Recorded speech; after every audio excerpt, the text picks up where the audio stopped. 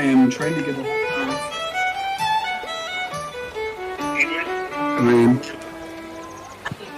I like this.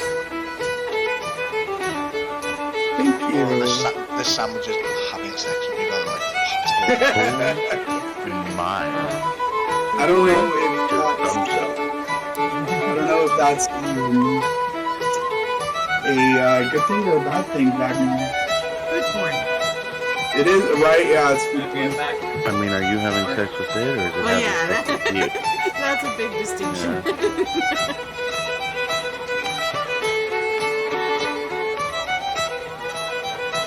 Brian.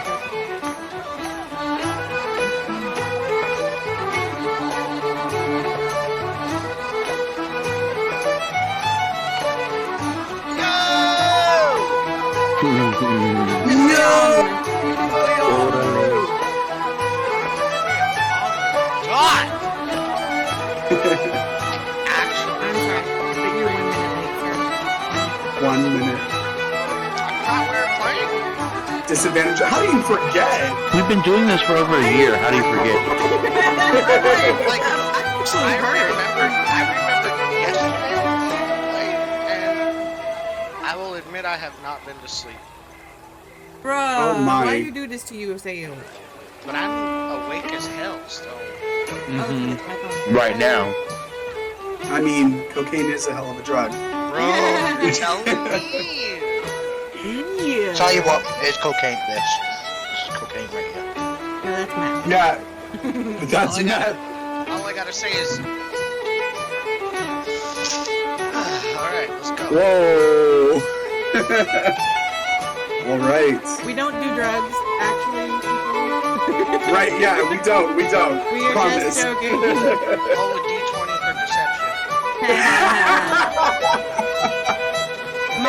minus the legal kind. Shit, almost. Yeah. And I'm in California, Line off so. your tits. Whoa! Wait, what? Whoa! I guess at least he didn't say asshole. There you go. Chinese next. And with that, welcome everyone to D&D. Oh my. Oh goodness.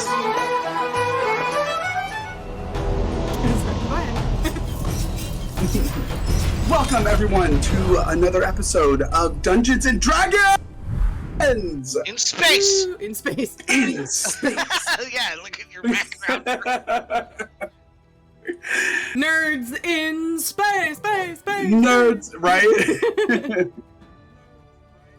Welcome everybody to another episode of Dungeons and Dragons, where a bunch of us wannabe voice actors get together and play Dungeons and Dragons. Continue to work on our craft. Continue working on our craft. Thank you for joining us. We meet here every day, or not every day. I wish every day, every Sunday. Dude, At 11:30. My wife would kill me. no, she wouldn't. We would just have to roll her a character. and get her a babysitter. That Right. Everyone chips in. Right, for real. Hey, we get the stream up enough, then Hey. hey. Yeah, John, we need to get you going, bud. We need to get you going yeah. on Twitch. Yeah. I'm going to make an appointment with you, sir. I will come to your house and help you build a Twitch. I've had I a love couple it. requests that John actually stream. Just Yeah, from the characters you Our presented GM is in gonna D&D. need to stream. Yeah. They Well- want the John. If you know what I'm Oh saying. my gosh. Not You only guys are that, hilarious. but if he's streaming, then we can all stream to his stream, and we can all look professional and stuff instead of using Discord. Exactly. So sexy. I love Okay, it. I'm back.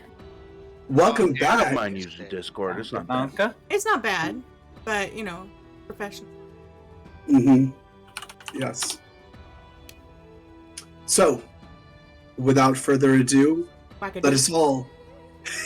us all suspend our disbelief and get into today's episode of Dungeons and Dragons. Last we left our band of adventurers, having finally made it out of the tunnels and out from Papyrus's humble homestead. Nice. I love it, Brian. There's the top of Brian's head. Yes. There we go. Give Steam a wave, or Twitch a wave. You each made it through a barren wasteland where you stumbled across a couple of creatures that ominously it seemed like they were patrolling the area. As you circumnavigated around these large aberrations, you found yourself facing a large building seemingly cut directly into the side of what you now know as the Soulcore Mountains, the home of Muffet's Emporium and of Muffet herself. Making it into this building, you found yourself staring at the intensely white walls of a laboratory, an alchemical laboratory of sorts. Within, you saw a large mechanical contraption that seemed to be of similar nature to the one that you found within Papyrus's home at the bottom level within the basement where he had you play the game. You saw the buttons and the knobs that were glowing and creating an effervescence within the atmosphere. You saw a large countertop that was filled with different vials and beakers, all filled with different colored liquids. Papyrus then exclaimed how it was interesting, it was weird to have Alphys not within her lab.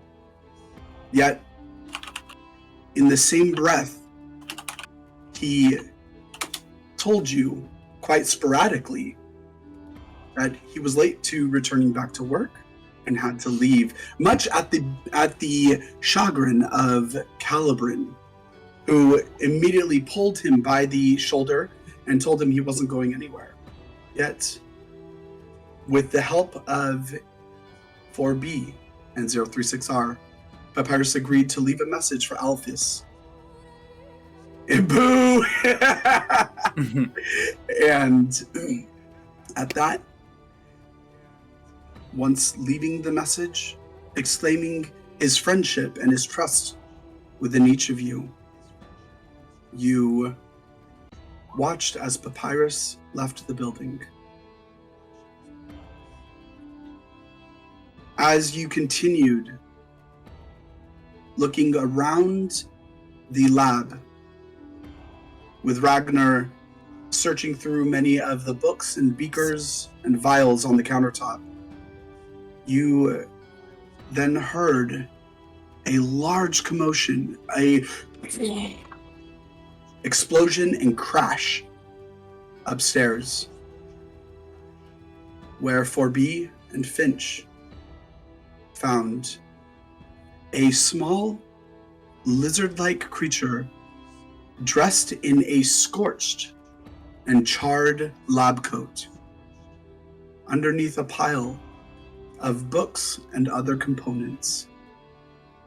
At first, this lizard creature seemed phased and a bit concerned about the intrusion within her lab, yet quickly denoted that you, Finch, especially, was a, quote, divine specimen. Following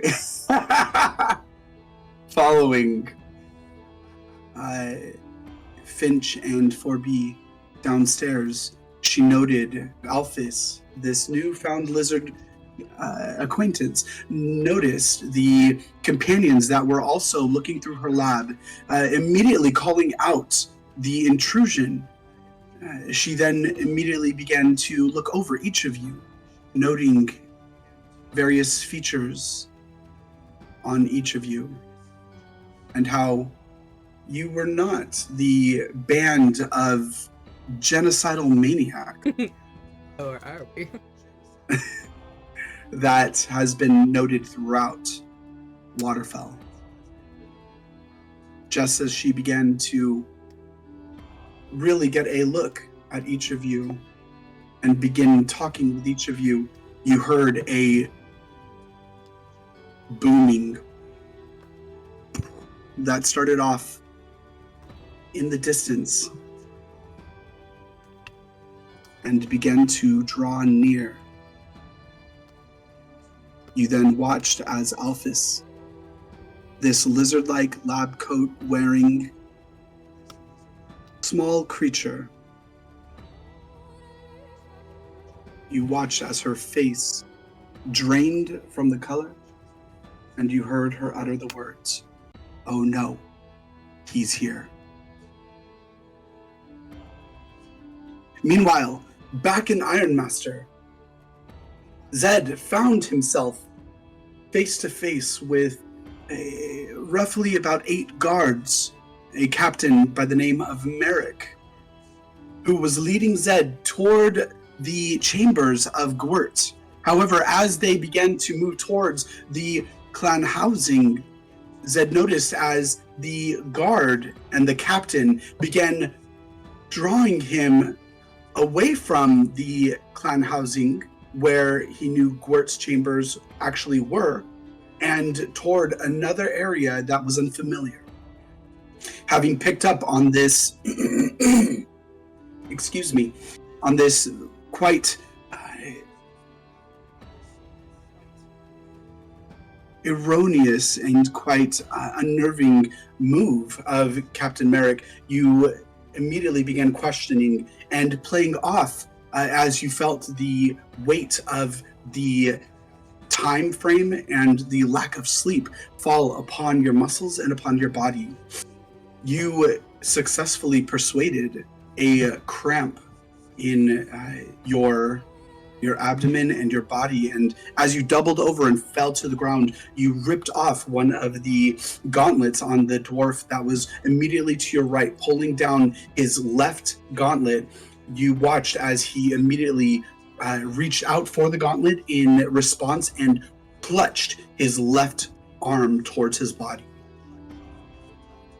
Feeling a concern wash over you, Zed, you saw yourself surrounded by the guards, and with quick wit and thinking, you moved into the ethereal realm and successfully Misty stepped away from the guards that were drawing you away from your destination. Shadow stepped, my apologies. That's correct, you did. You shadow stepped instead of Misty stepped.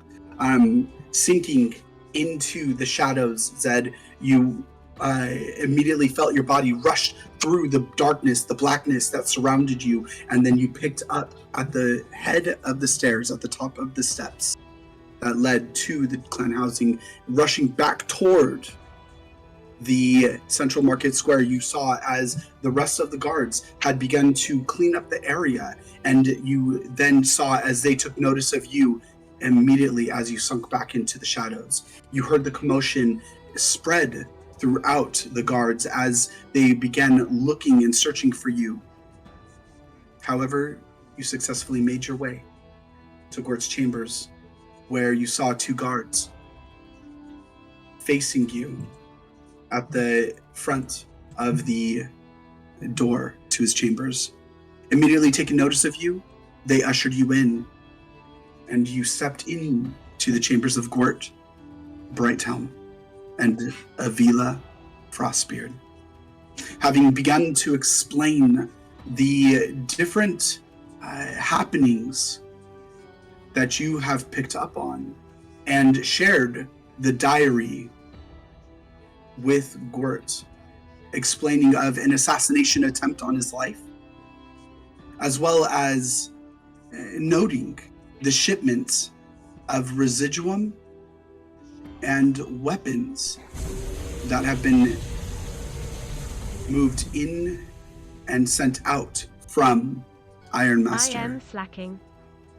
You felt the exhaustion wash over you like waves crashing against your body, feeling the intensity of the need for sleep encroaching within your mind.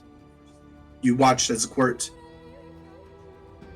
moved a wall with a force that expelled forth from his hand, and you saw a chamber with a bed and a rest spot.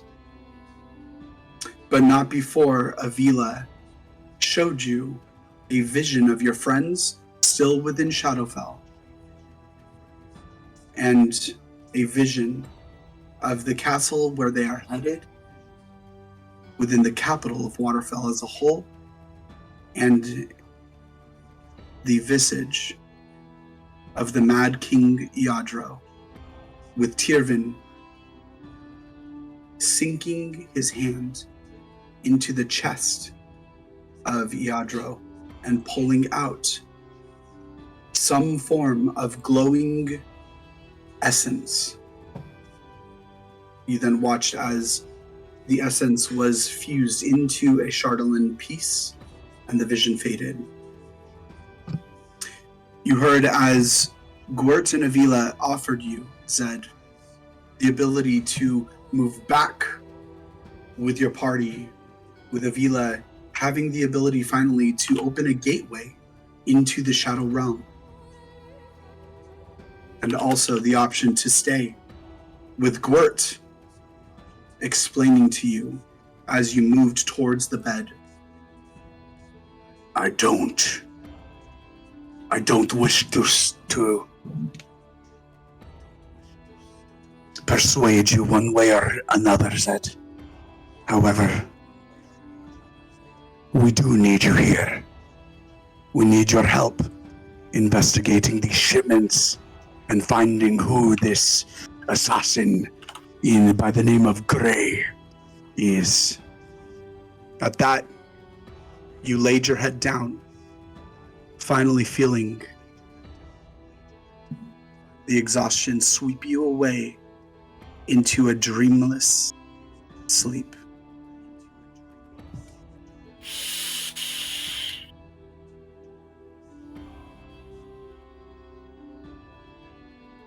As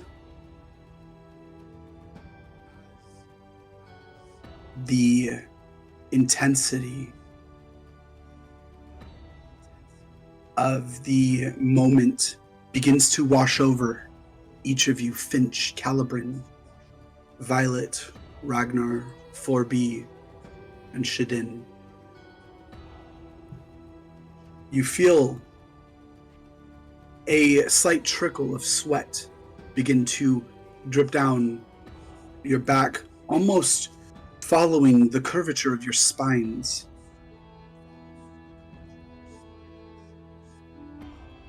You feel the air around you become almost thick and tangible as your breathing quickens.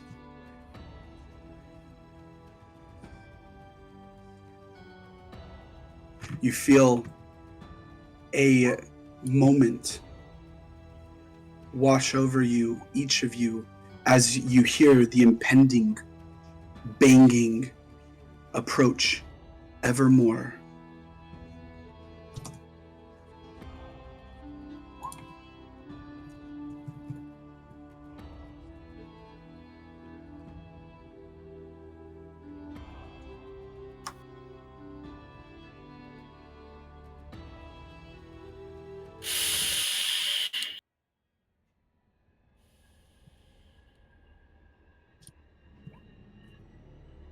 As you feel yourselves, and as you hear the breathing within Alphys quicken. Oh no. Oh no. You watch as she turns to you very quickly. Understand. I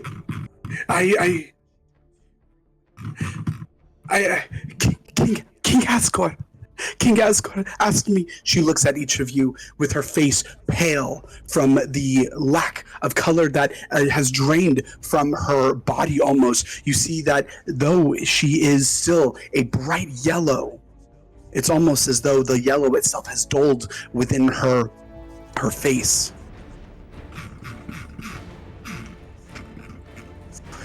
I tried, she exclaims.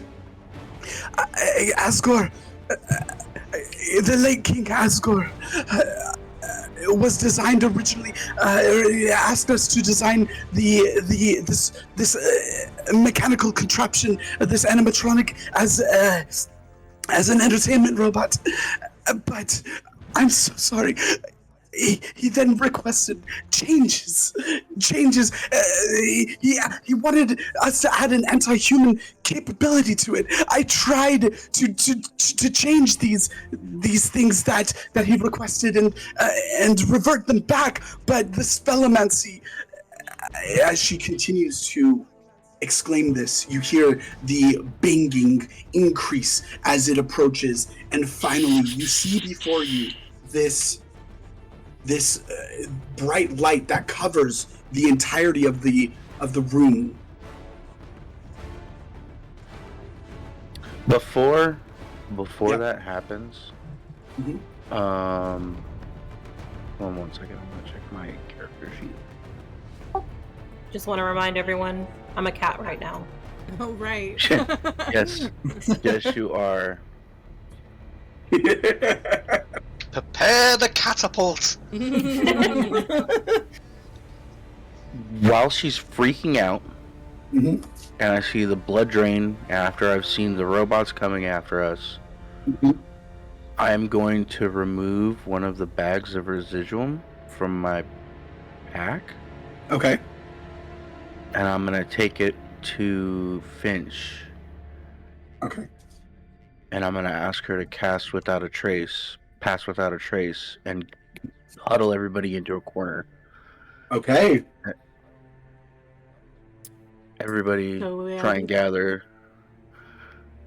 Finch, Quickly. do me a favor. Please. Go ahead.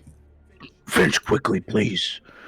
I don't know if this is going to work, but use this residuum, cast your spell. You hear this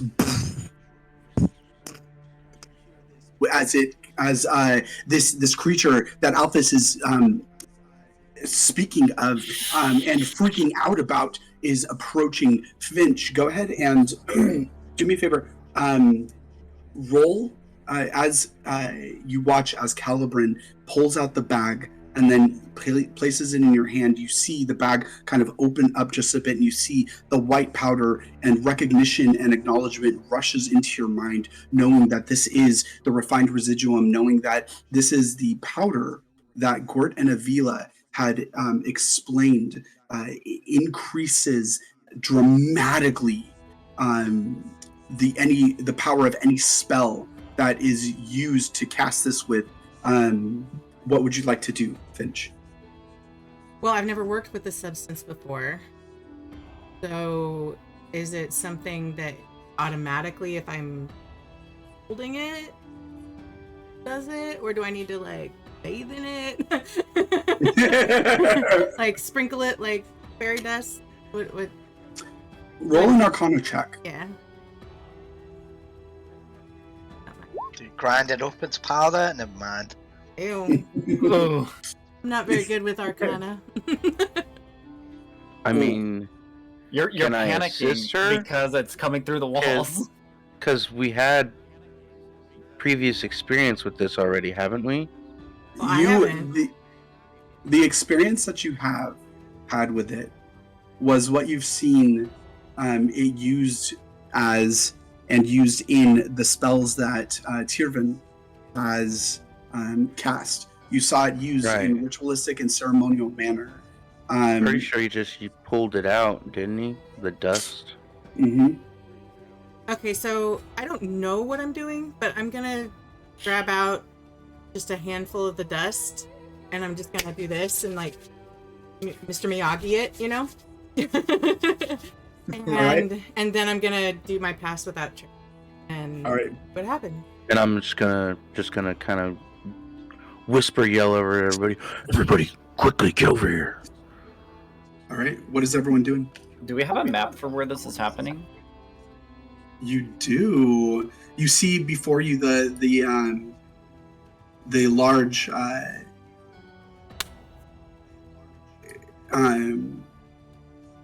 various alchemical components around you, and as you take a look I'm around. a bear. Rawr. Is this where John's frantically trying to look for a map now? No. I've got it right here. I'm moving the map up. Right there. There it is. Dagger. Yep. Oh, I'm so. I was gonna say that's what she said, but that would be misconception context there. Nowadays, you never know. Don't want to go there. Don't want to go there.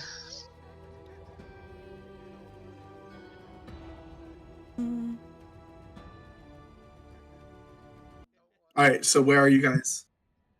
Let's see. I was still towards the front door because I was keeping watch. And I was snooping over here. So, But then I went to Finch Yeah, me and wherever Finch she were is. kind of together because we helped Alphys down. Mhm. So since they're where- most of the party's over here, I'm gonna come over. yeah, then and I trying to moved get back into everybody the to corner scooch so that I towards can be as Ragnar. far away from whatever's coming. Okay. But I'll make room for everybody to gather around me. Fellas. 'Cause that's So who's gonna be babysitting Shidin? I will. I'm going to saunter over in my cat form in the slowest way possible while flicking my tail left and right. And I lean down, I'm like, here, kitty. Now I'll jog up. And this is where Violet walks away from the party. Right? Like, and I was like, They're not looking you, for humans. Finch. I'm a cat. Not you too, Finch.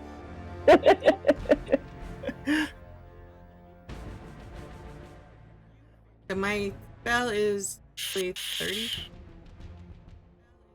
hmm As Finch, as you go ahead and roll an intelligence, a general intelligence check for me, please. Oh. Why's it gotta be intelligence? Wise. Not necessarily smart. As you can see. Double nat ones. Oh, Yeah, no. just get them out the way. Can we them just out get the way. these rolls out of the way? Yeah. All right. Alphys looks over, and as you call for her, or as rather not call for her, but as you call towards the rest of the team, Calibran, asking them, requesting them, hurrying them over to a corner, you... Did you want to say something? No, I'm sorry.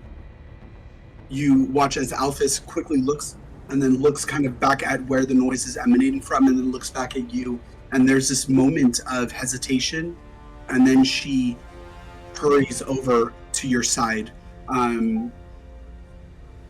Finch, as you pull out the residuum of the bag, you immediately feel on your fingertips this kind of numbing sensation that begins to tingle just a bit, and then as you begin to rub residuum over your hands, you watch as the powder, some of it kind of falls to the ground, drifting lightly through the air, and then you feel this numbing sensation and then this cold sensation start where the powder has touched your flesh, and then beginning to move up your arms. Suddenly, you feel your body tense up. You feel your muscles responding to this surge of power that is welling from your hands and then emanating and drifting up your extremities towards your chest. You feel this power that is just ripping through you. You've never felt something like this ever before in your life. All of a sudden, you feel as though you can do anything. Elliot. As you cast Pass Without a Trace, you feel this eruption explode out from your body as the spell kind of drifts and covers over every single one of you. Each of you feels the familiar settling of the shadows, the cloak of shadows drift over your body. However, this time the weight of the darkness seems like overwhelming. Immediately, you feel this booming sensation erupt into the room. And you watch as this bright spotlight appears hovering over the entirety of the room, covering everything. And you hear, "Hello!" Oh no! Yes, yes, yes! Welcome, everybody! Welcome! You hear this yelling into the room as all of these tiny mechanical clockwork contraptions begin pouring out of this open fissure within this open area within the mechanical contraption itself. You see standing before you this 5 foot tall machine that is surrounded by tinier machines buzzing around the air. And you notice that each of these tinier machines are acting as lights. And then you see these small silver balls that begin to drift up out of the actual the machine itself that is speaking now, that has burst into the room. You see these tinier silver orbs that begin expelling forth from the actual machine itself and hovering in the air right before you guys. And you see this robot standing before you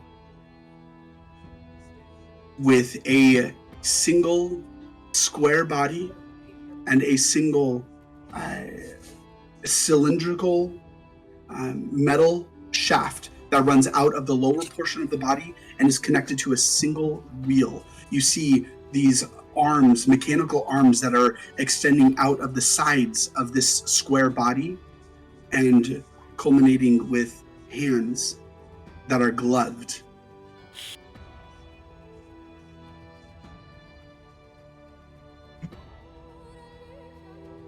As the creature enters into the room, the spotlights begin to look around the room, and you look and finally rests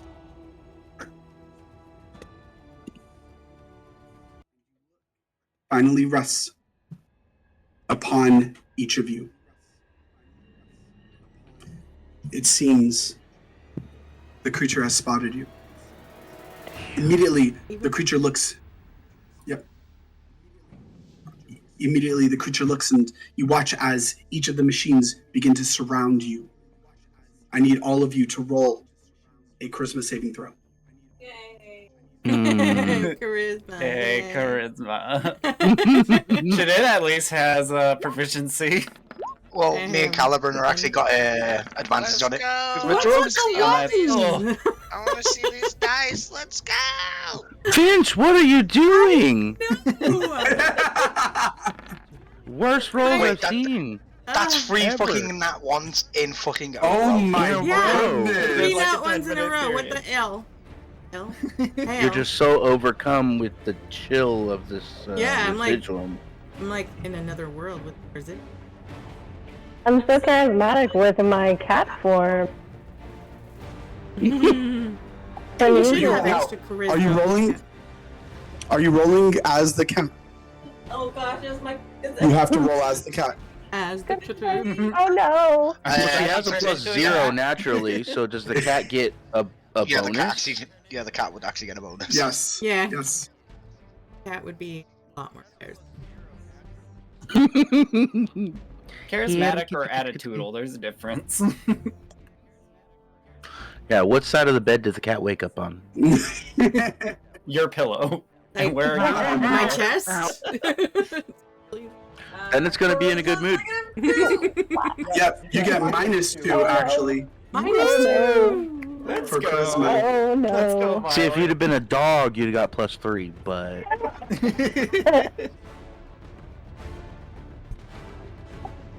I think Finch is basically it's not- naturally a cat with a -2 charisma. That's Right? Exactly. And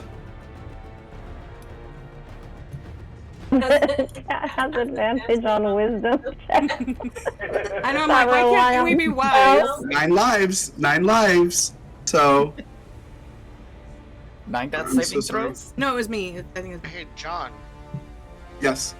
is there any way to set up another account like, like Jay Reyes, but another account and you stream, the website? Ooh, that's a good question. So that We can figure that out. always see the.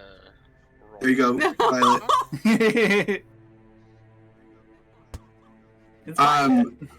I would love that. Oh, that's me. why don't you just That's split your possible, screen? right? Why don't There you you just go. You split your can. screen? You should be able to control it. Can you split screen in this? I mean, look at my stream. I have Discord on the right and Mogwai on the left. I can see my roles and I can see the party. No. I'm talking about in Discord, all I see is your face. That's one Oh, of so your it's only settings. showing one person at a time? You have it set to focus. Click on the Yeah, D&D group voice channel that we're in, and that should bring up all of them. You have to click can on where also it says D&D.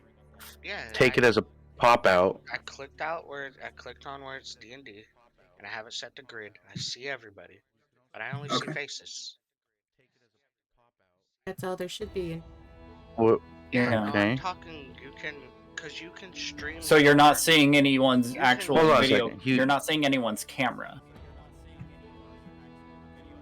Is that No, what you're I'm- saying? Oh. I see. No, I your think he guys' he wants to cameras see are the- facing you. If we're talking about we're wanting to stream for an audience, we want to be able to have them see our roles, right? Which you can in Roll20. Yeah. Yeah, I know, but you need to be able to stream the application. So That's what all that- 3 streamers have up. Yeah. Yeah, we can see on your Twitch. roles. Yes, Yeah. bro. Yes. If you go and look at any one of our channels, you will see Look. what we're talking about. Oh. I'm Yeah. just going off of Discord. Never mind. Right. My There's my apologies. roll. You're fine. And even then, it's the heckin' low. At least they're not ones. If those Yeah. would have been all ones, I'd have been like, oh, back it up, guys. we're gonna have to do some mojo. Where's my save? Okay, sorry. Please. They're good. You're It's good. it's a good question, and Yes. yeah. You are absolutely good. That is totally fine. You have nothing to apologize for. However, as you guys, as you watch, as each of these little, and there are hundreds of them that have poured out from this creature that is now kind of bearing upon each of you. You see all the bright lights that are just focused directly on you. Each of these little mechanical clockwork contraptions that are poured out are each pointing these bright lights that are emanating from each of them, almost like a magical light that is pouring forth, and it's all trained directly on each of you.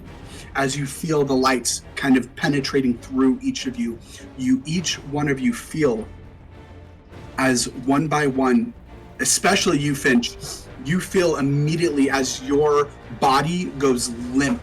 You feel as your arms that were once kind of played out before you as this spell took forth. And immediately you felt this rush of energy, this rush of power surging through you. You are now greeted by this drop in energy, and your body goes numb. You feel your arms fall to your sides. Calibran, you feel as the lights begin to form and train on you, you feel as well your body drop. Finch, the bag that you were holding of the residuum immediately spills on the floor, spilling out, and you watch as one of the clockwork contraptions immediately dives down, picks up the bag, cinches it, pulls it, and draws it over to this large squared robot mechanical creature. Okay, my arms are down, but what about my legs? Can I kick it? Want to kick it? You may certainly try. What do you want me to? Go ahead and roll. So I take it none of us passed the save? None of you passed the save. Could I use my what is it? I forget what it's called. Finch, go ahead and roll a charisma save. To kick? Yes, you're trying to break from I see. whatever. Indomitable. Reroll my Unfortunately. saving throw. Yes, you may. Unfortunately, as you try, Finch, to fight against whatever is now kind of invading your mind, you feel this kind of lull sense over, just come over your mind, trying desperately to will your body to break free of this. You feel a twitch in your muscle, yet your leg doesn't move.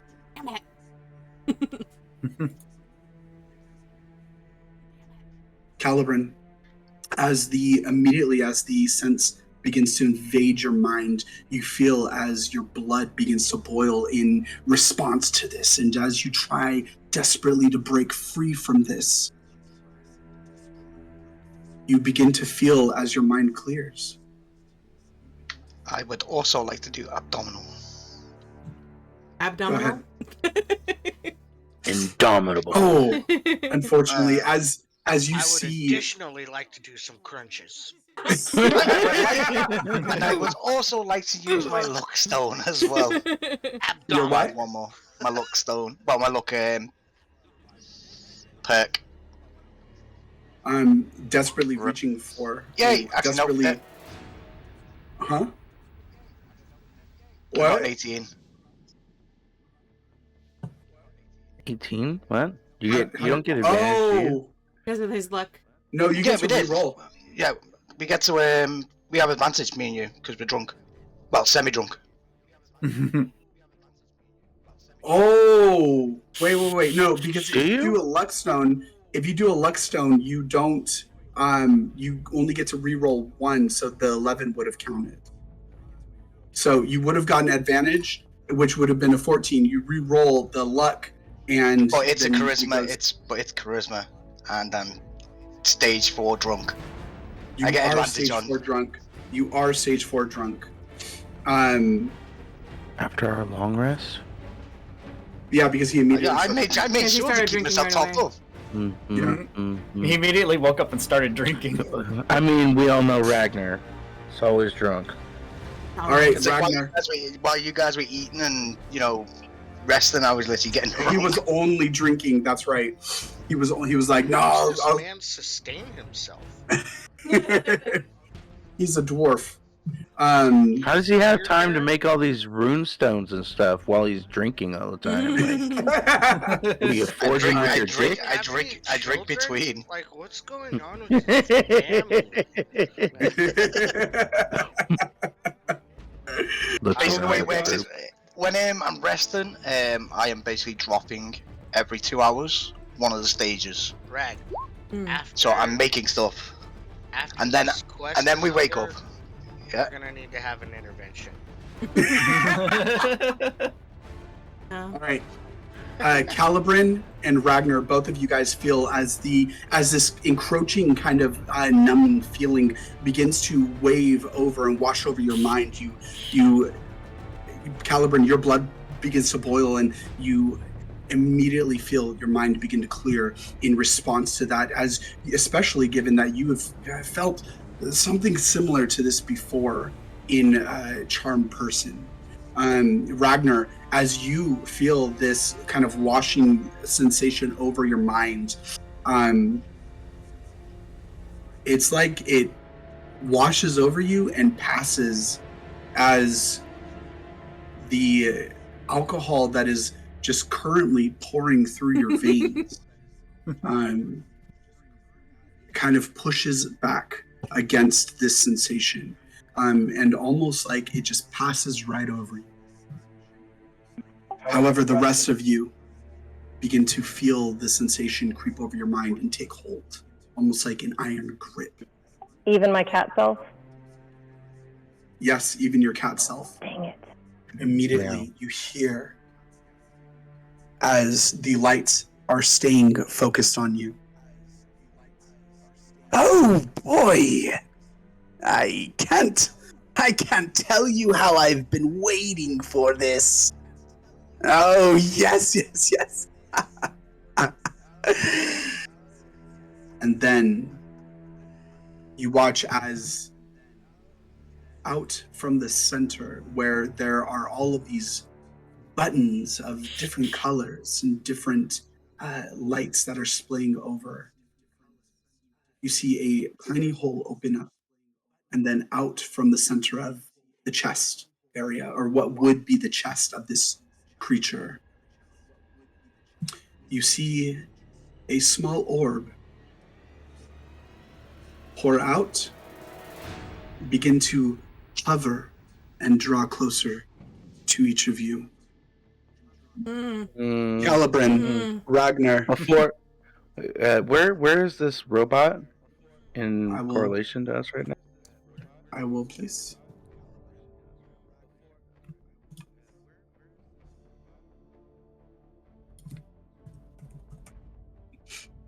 So is this where we basically yeet everybody into the bag and run?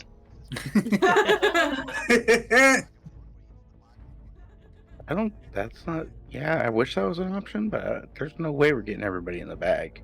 I mean, it is a bag of holding. Not quick enough. It is a bag of Not holding, quick but not enough, quickly yeah. enough. Yeah. Bear in mind, Celerity! I have one of them is a cat. celerity! Wait, wrong game. Okay, yeah, the cat, sure, but 4B, her drone, Shadin. Are you kidding me? Have you ever tried to get something with that big of a tail in a bag of holding? It's not an easy task. Okay, what do you start with the tail? Or you start with the feet and then go to the tail? You start from the head? I assume you So start you're from the saying head, you've right? tried before? I'm just thinking logically here. Okay, thank you. I think you've tried before. I think he and shouldn't. While we were It sleeping, wasn't listening to the my bag of holding. suggestion. I was just making sure I've got a homie's back, if you know what I'm saying. Is that TB Mike? He's 5 feet, isn't he? Yes. But he's really fat. But He's really he- fat. But he grew. The chonky boy. Yeah. Chunk. Sorry. So proper distance, good with that? Right It's there. only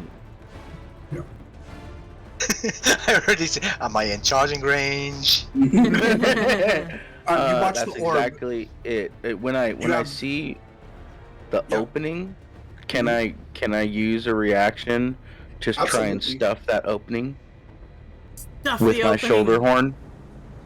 Oh, you more than certainly can try. So it's where you you undo your fly and then proceed to close the opening. You watch as the magical pelvic thrust. I was gonna say he just SpongeBob's it. Pelvic thrust, whoosh! That's not the horn I gave you, Calibrin. No, it is not. But the thing already came out, though, didn't it? This one came from God. You watch as the opening, you watch as the chest portion, this kind of panel lifts up and opens, and there's this just black area where there's the shadow, right? And you watch as this small silver orb emanates out and begins drifting towards you. You have a reaction, Caliban. What would you like to do? The orb has just exited and is At literally least one hovering. got out. Okay. Yeah. So yeah, I want to charge and then aim for that hole and All right. try and Well, what about the get thing? the. One is better than Oh, a bunch. okay. I mean, you gave me that new description for it, so give me one. No problem.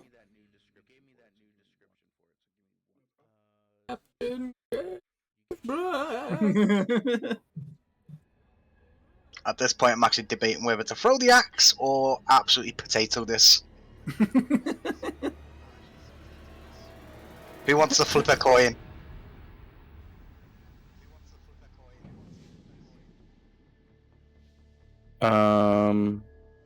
So what? Roll just my regular hit. Yep. So what you do is you string? roll. Correct. Oh, So, time for You are potato considered time. proficient. what's a 1d2? It's a No, coin the flip. I am coin? considered The coin? proficient. Yes, you are. Sounds like a coin.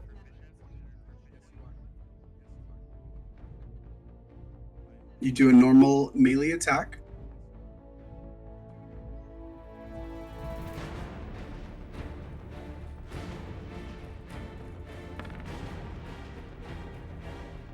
And with that, and now, what is your target? The robots. Well, how far out is the ball? Could I hit the ball back into the chest? You may certainly try. It is, at this point, it's about maybe a foot in front of the robot itself. If nothing Yeah, else, you could that's crush probably- it on the way. Hmm.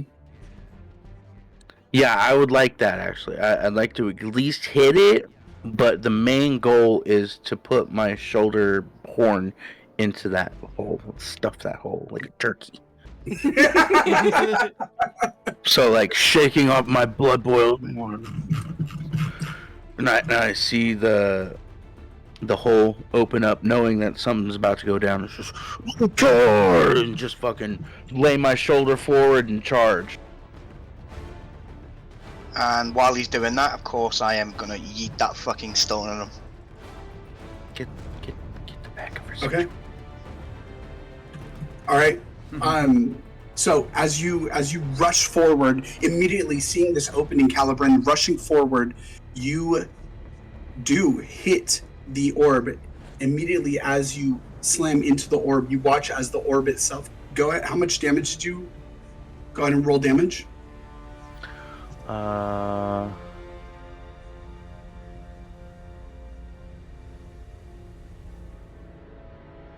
It's 2d6 plus your strength modifier. Yeah, I was just typing it out. Nice. Okay. Nice. And Fantastic. I'll also. And then- And then Okay. Ooh, wait, what? Those ones, though. What did you? I'm using my devastating thing and basically creating a fucking earthquake. And Oh, then okay. also, and then also, apparently, I'm gonna do something else. That's which from I'm the kinda axe? no, this is from the runestone. Oh, gotcha. Okay. All right. And now for my. But that affects Calibran too. Yes. At this point, that's Because If he it's okay. would- an earthquake, that would be a yes. Yeah. Well, yeah, Because it he would be- affects up to 100 radius. So it hurts. So it hits And everybody. everyone. It turns, Everybody. it turns everybody. Well, it's actually a friendly spell, so it wouldn't affect him. But it does affect the environment quite severely. It does 50 AD for air.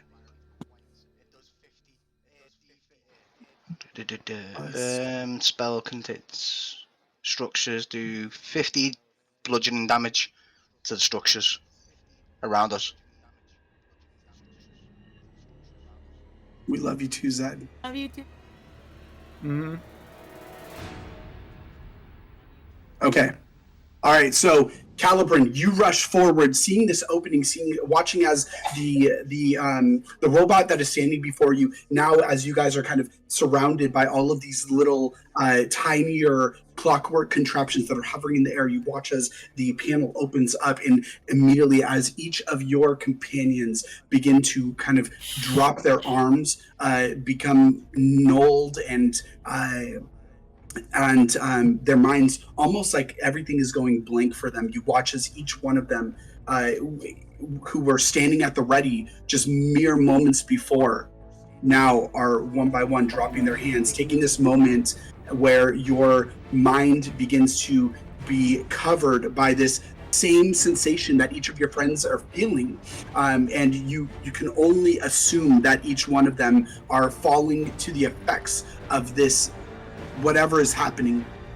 You feel your blood boil, and seeing this opportunity, you immediately take it, rushing forward. You feel as your body responds to each of your movements, and you lower your shoulder as the horn, this large Minotaur's horn, is sticking out from the actual mantle itself, and you feel as the first impact, as you break through from all of the surrounding little clockwork contraptions, you see this kind of splash out of all of the different hovering clockwork contraptions that were surrounding you, that were all focusing this light on this, is almost like a beam of energy on each of you as you break through the first kind of wall of these creatures. You watch as each of them kind of go flying out in every different direction, and then you continue your dash towards this creature. And as you focus on the little orb that is directly in front of the robot, you feel as the horn immediately smashes in, and you hear the sound of breaking, shattering glass, and then you feel the impact of your horn as it finds purchase into Metaton, into the robot. You slam into this creature, and you hear as the creature immediately responds, this very strange sound emanating from whatever kind of magic this creature is holding this creature together. And you hear as Alphys yells out, "No! No! No!" Immediately following, as you find purchase on this creature, that was an earthquake runestone. Yep.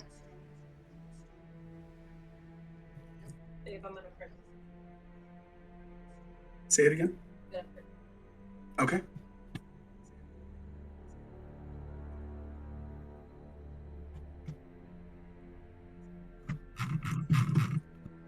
Does anyone need to, if I remember correctly, there needs to be a Constitution saving throw.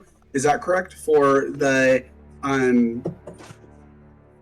knockdown? For the shoulder. Yeah, it's oh no, for him. Okay, gotcha. No, Well, it's for both it'll be for both of us. It's for you. Yeah, it's for you, Calibran. Yeah, the 2d6 plus the strength modifier for the hit, and then succeed. and then the target takes 2d6 bleeding damage in addition to 2d6 regular damage. All right, you watch as you gore into this creature, Calibran. You watch as portions of where your shoulder has now embedded, the horn has embedded itself into the creature itself. You see now kind of wires and this impact crater that you made with your shoulder, Calibran, and you see now the horn is stuck, embedded in to this creature, and you now are hearing this kind of very strange gulping sound as what appears to be oil pouring out from the creature. Calibran, do me a favor, roll a perception check for me, please, and then go ahead and do your runestone, Ragnar. Calibran, as you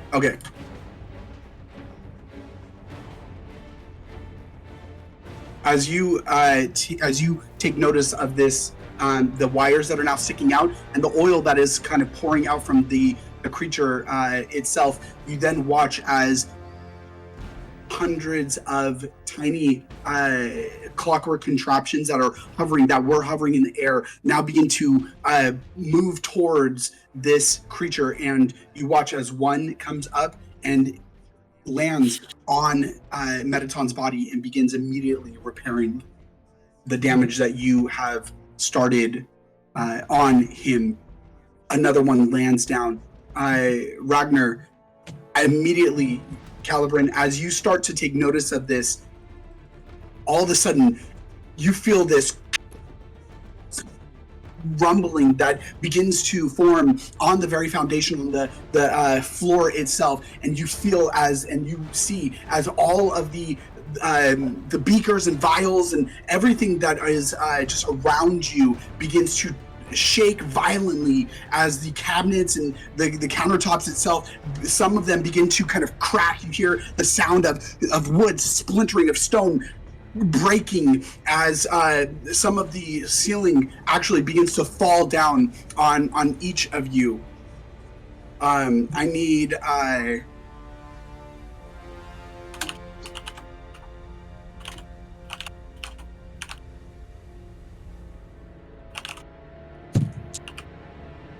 give me 1 second. And right? Pretty much. This is where John tries to roll for fucking everything now. Pulls out 20 million dice. I don't know what we should be more scared of: ice knives or earthquake runes. That bombs, I swear, like half the battle is fighting my own damn team. I know. The thing is, it's not going to affect I don't us know what unless you if the mean. fucking building decides to come down on top of our heads. So we're not affected. It's made by of the straw and earthquake, but sticks. yes, you are. Yes, you are. okay. Wait, is it an off-friendly spell? No. I'm sorry, it's say an that again? AoE. Yeah, it's an AoE. All right, so each of you guys take 50 bludgeoning damage as the entire building shakes and shudders. Portions of the ground now have been ripped up and broken open. Well, don't we roll to dodge his dexterities? No, We're because still charmed. they are Yeah. still charmed. Everyone else is still charmed. Ragnar, you can roll dexterity save with disadvantage. Calibran, you can roll a dexterity save with disadvantage. Go ahead and do so.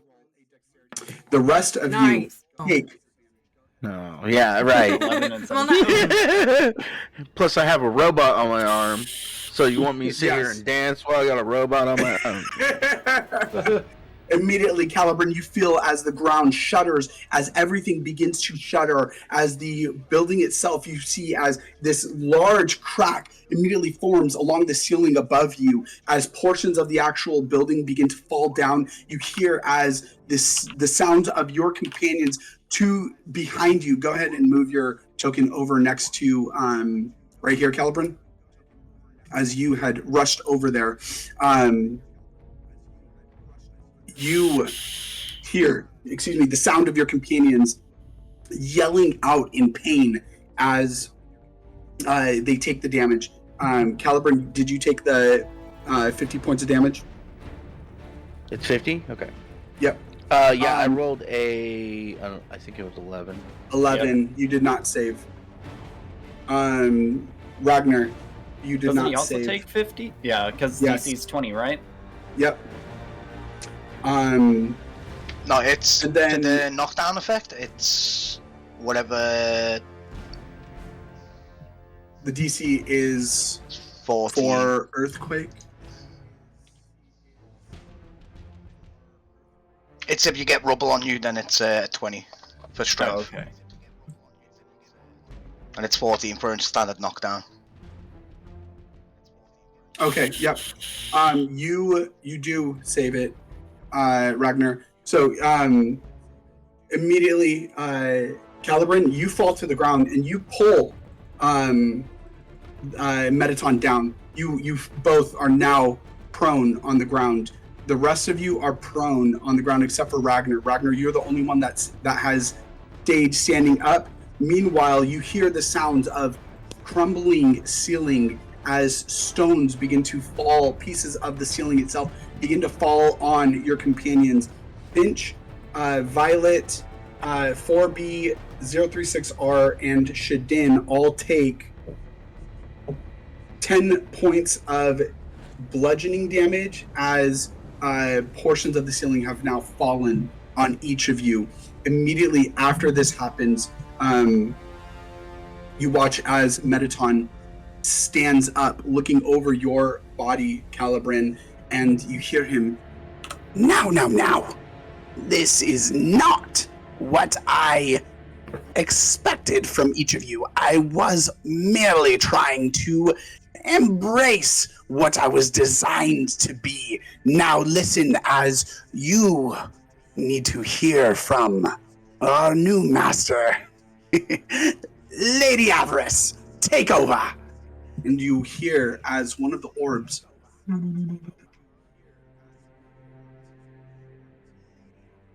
circles around each of you and hovers just above you. You see this very, very intensely silver orb as it begins to expand. And then you hear the sound of an all too familiar voice.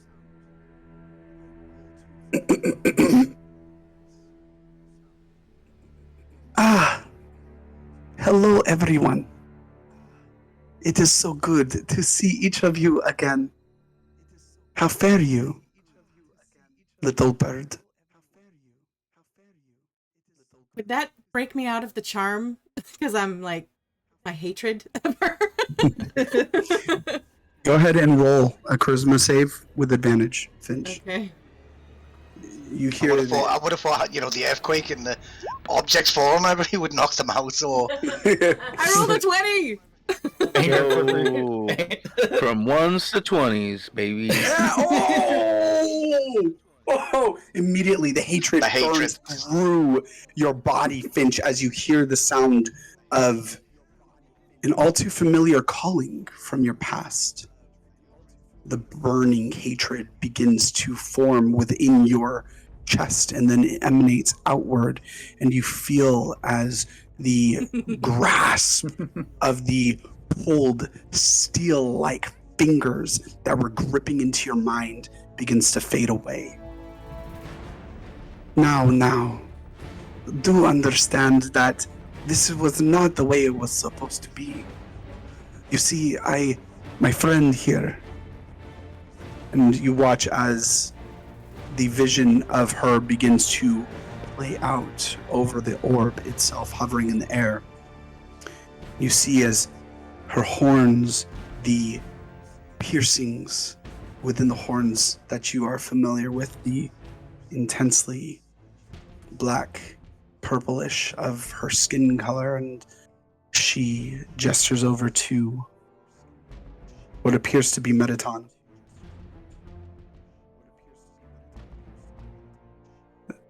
The late King Asgore, may he rest in the hell that he deserves, had wished to invade the human realm and take back what was theirs. It seems an intense hatred of humans, and you all look too human. Now, I encourage you to each have a good time playing with Metaton. He has looked so eagerly to join each of you. And I do hope that you would not make it out alive. Metaton, you know what to do. Now let's display this grandiose venture for all in Waterfell to see. And Alphys, you watch as Avarice looks over to the lizard-like creature dressed in the lab coat, and you hear Alphys begin to whimper. Alphys, you know better than to help these genocidal fallen ones. They do not understand what is at stake here. And here they are, just mere thorns in my side. Tirvin will be happy to know that we have captured you. Tirvin will be happy to know that your death was at my hands. Now. Okay, question. Yeah. Is she physically here, or is this just No. like... Okay, so it's just an image. She's speaking thing. through the orb. The orb. Okay. Yeah. Yes. Okay, so Can I? how close is the orb to me? The closest one to me? Make a perception check. I 'Cause would. I want her to shut her hole. Yeah, I'm way ahead of you on that one because you're under rubble, aren't you? No, I was hit by rubble. You see an orb that is directly, almost in front of you, Finch, that is hovering around. There are quite a few of these silver orbs that have been mixed in with the clockwork contraptions that still have this beam of energy just kind of trained on each of you. Within, you see about 5 of the orbs that are all playing the same kind of message from Avarice, allowing her to kind of speak to each of you through it. Am I still affected by the residuum? Or is it played out? From what you can tell in your body, you are not affected by it anymore. Well, out of like just pure anger, I want to like strike at the nearest orb because I hate it so much. And I'm debating if I want to do Zephyr Strike or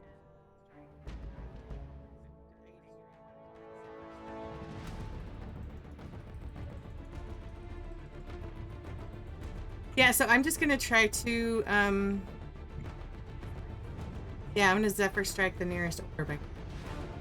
Okay. Smack it with my sword. One.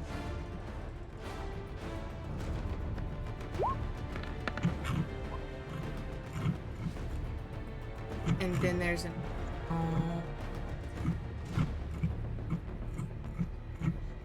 Well, I have to roll to hit, don't I? Let's do that. Or did I?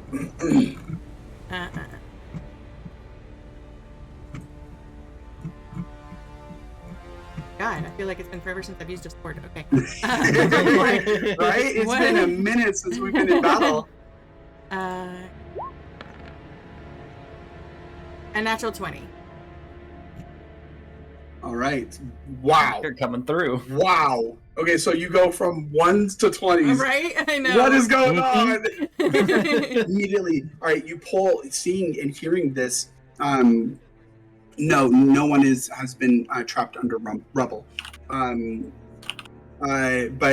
upon hearing the kind of mocking attitude of Avarice, you pull out your sword and immediately lash out at one of the orbs. Finding purchase, you hear the sound of the glass, this kind of like glass-like shatter sound as the energy that is holding the orb together immediately dissipates upon your sword, smashing into it. You see this kind of effervescence fill the air as the energy expends and then dies out. And you hear as Avarice, you watch as kind of the this cloud, if you will, of these very tiny clockwork machines that are hovering around each of you, responds and kind of pulls back a bit, and then begins to come back together slowly and circle around each of you again. Immediately upon that, you hear as Avarice goes, oh, Oh, dearest Finch, don't you know? You should let someone finish speaking before you try to shut them up. You're You such see, a coward. Just perhaps. show yourself here and I'll show you how I'll shut you up. Oh, little bird, don't you know your sister is alive? And I'm gonna At smack that, again another one. at that, you watch. You go ahead and roll an attack. Her.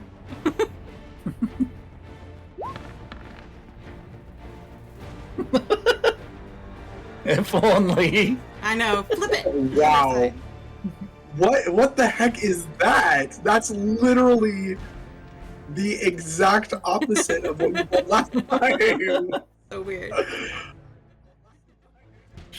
You as you lash out the orb, just as its trajectory in floating is passing you by, you lash out and just clip the orb as the orb kind of stutters in the air and continues floating.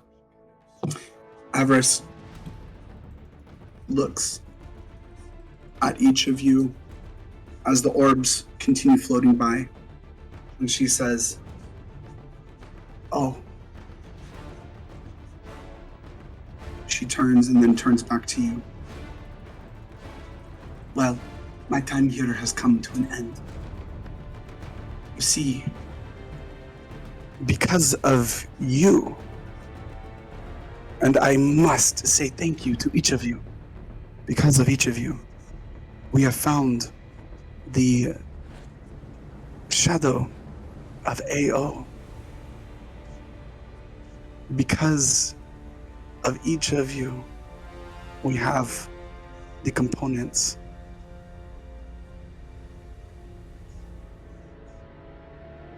Necessary for the ritual to take place in Ithrin.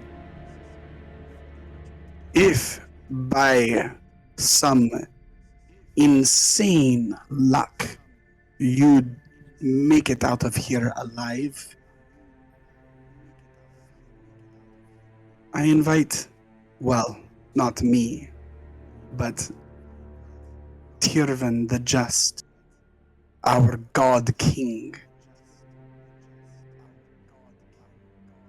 invites each of you to meet us at the Rayhead Glacier in the far north. Your sister will be waiting, Finch. Oh, and She growls like really deep in her throat, and she's just like, yes. And your mother, Calibrin. At that, you watch as she reaches over and pulls a figure into the spotlight. And you see a bound orc with one leg pulled in. A bound human? I'm so sorry. A bound human. Dad's the orc, mom's the human. My apologies. All right. You see a bound human. You see you see a bound human woman pulled into the frame. And you see tears just flooding her face, and she's and then you watch as Avarice takes a knife and slashes down the side of her arm, and blood begins to trickle down. And you watch as Avarice leans in, licks the blood. You see, we found out that, well, you'll find out once you meet us there. Alas, my time has come to an end. And immediately the orb goes dark. You hear as Metaton begins laughing. You see, you can't win. You can't. But, now that I have your attention, let us play a game. Let's play a game.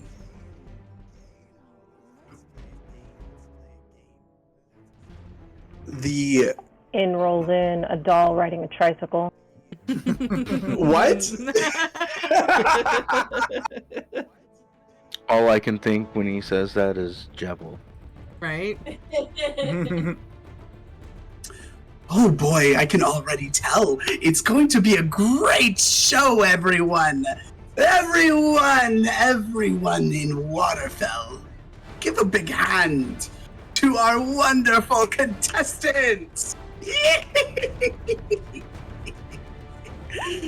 Now, they've never played before. You watch as the mechanical being, animatronic, begins rolling around on the wheel, and a spotlight shines only on him.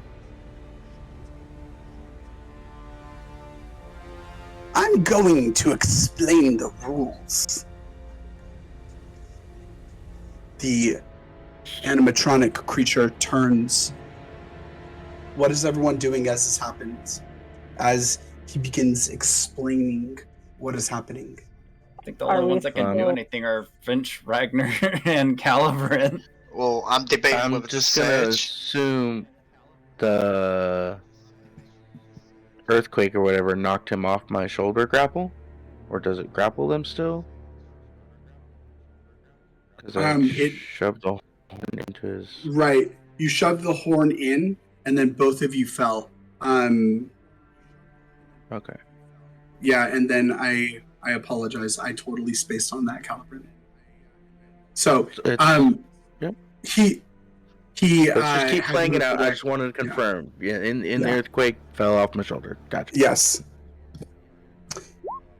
He turns over. Now, there's only one rule. Answer correctly, or you die. Metaton immediately rushes over to Alphys, and you watch as the animatronic leans in and says, "And no helping during the quiz. Now, let us begin!" Meanwhile, while this is happening, Zed, are you there? Zedimus Maximus. Zedicus. Where is my Zedicus? Zeds to Zeds. Where are you? I don't think he's in. Huh? I'm like, Yeah. Zed! It seems Zed is continuing to, in Ironmaster, dream deeply and sleep deeply. Anyway, as the robot continues to move around the room, you watch as... Yeah? I still had an attack for the shoulder charge. Mm-hmm.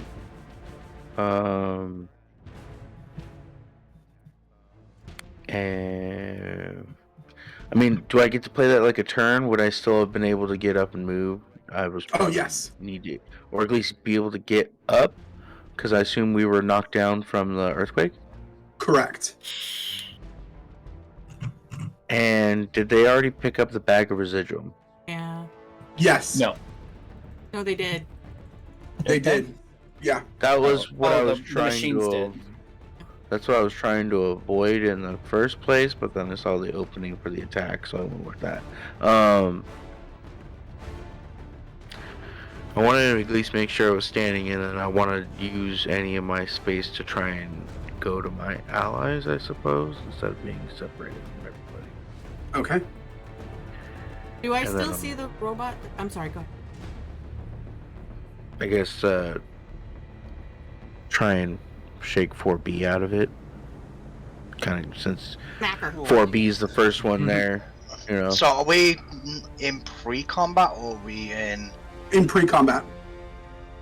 So I could just use my action now because Yes. everybody that was standing has now used their action, so it's back around again, isn't it? Yep. I would help Shadin up. All right. Immediately reaching over, Calibrin tries desperately to kind of shake 4B out of it. 4B, go ahead and roll a charisma saving throw again. Shadin, as Ragnar. Fuck. Oh. Unfortunately, as you shake him, you see, Calibrin, you see a recognition and acknowledgement in the eyes of your animatronic newfound friend. However, the body just does not move. Eat the cat at the room.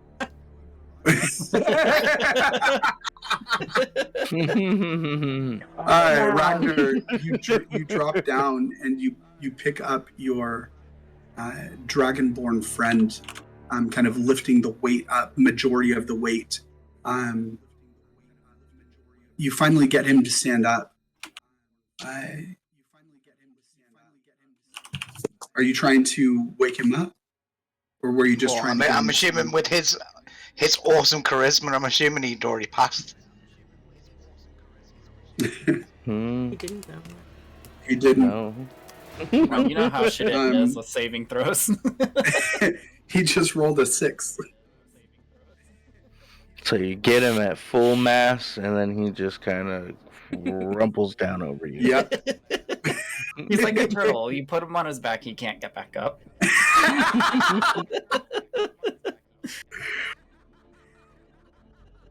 All right. I'm gonna look to see if I can see the robot that took the residual bag.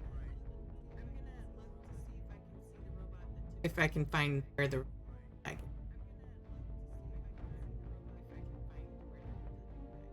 Yes, you may.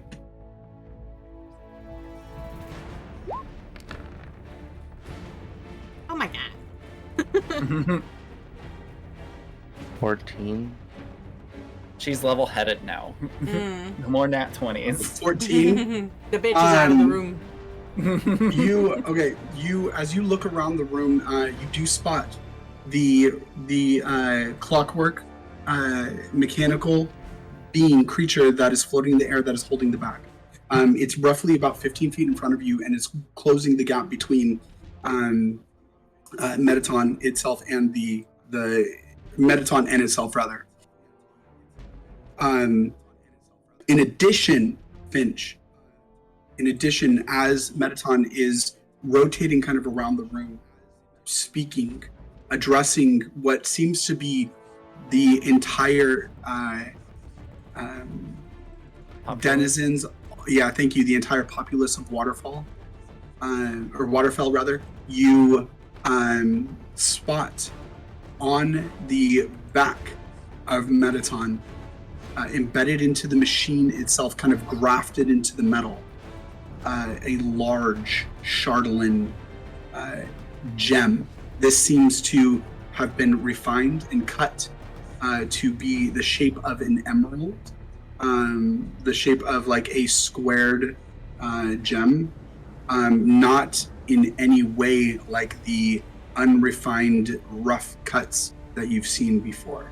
This one is polished.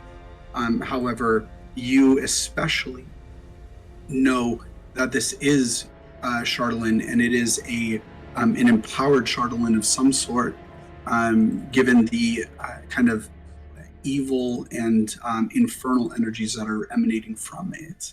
It kind of, as you are looking over the room, you are immediately drawn to that. So you do see, though, the clockwork creature that is now en route to Metaton. We really need our backstabber right now. I'm busy. I'm doing things. No, not you. No, the rogue. Not that backstabbing. Not that backstabbing. That's funny. That Oh, he's back. Yeah. That's funny. Well, when we're calling for you, he's not here, but for the good jokes. is hilarious. My So bad. I try was to gonna get Calibran's attention because he's the only one I know of that's in Ragnar drunk. So, I call out to Ragnar and I just point at the Chardalin. And like, Calibran, we have to get that off of him.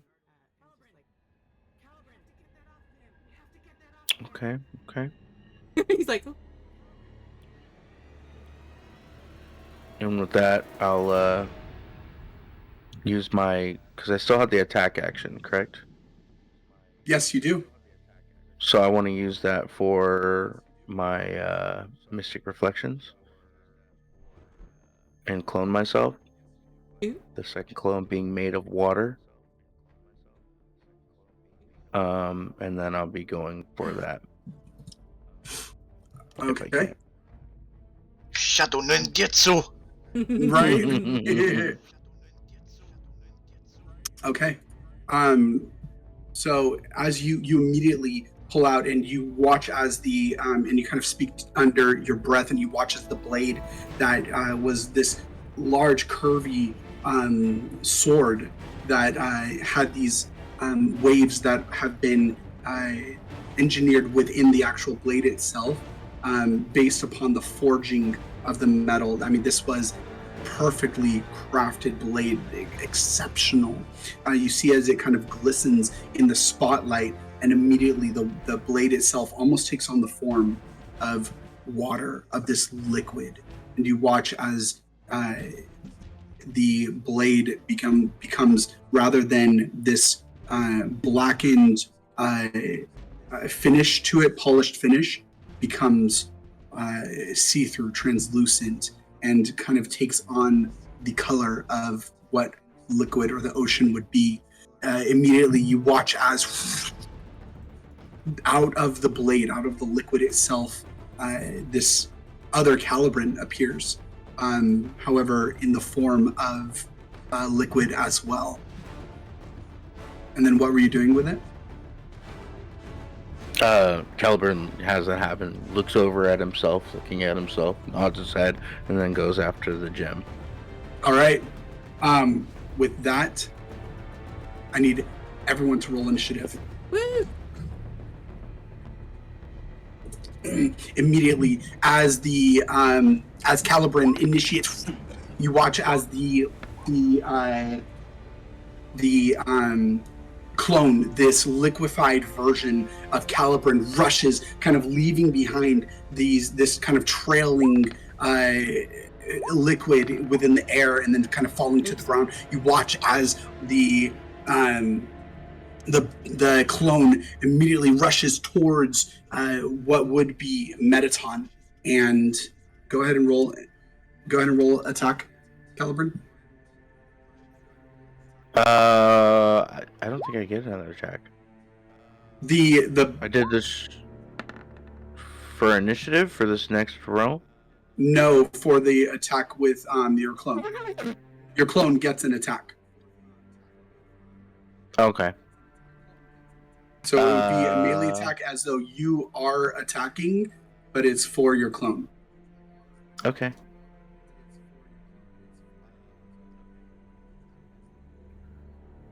I'm specifically trying to get that gem off. Chipped, cracked, anything gem. Anything. Okay. 24? All right, the blade from the clone finds purchase on the back of this creature, on the back of Metaton, and you watch as the blade kind of chips into the gem. A portion of the gem cracks, and you hear the crack. However, it is not displaced. Okay. All And right. now I'm back over to Metaton, I guess. Or not me, but my clone? Yep.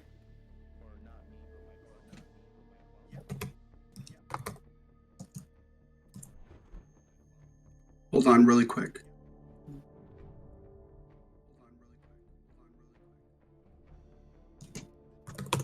Somewhat forgot to open the battle stage.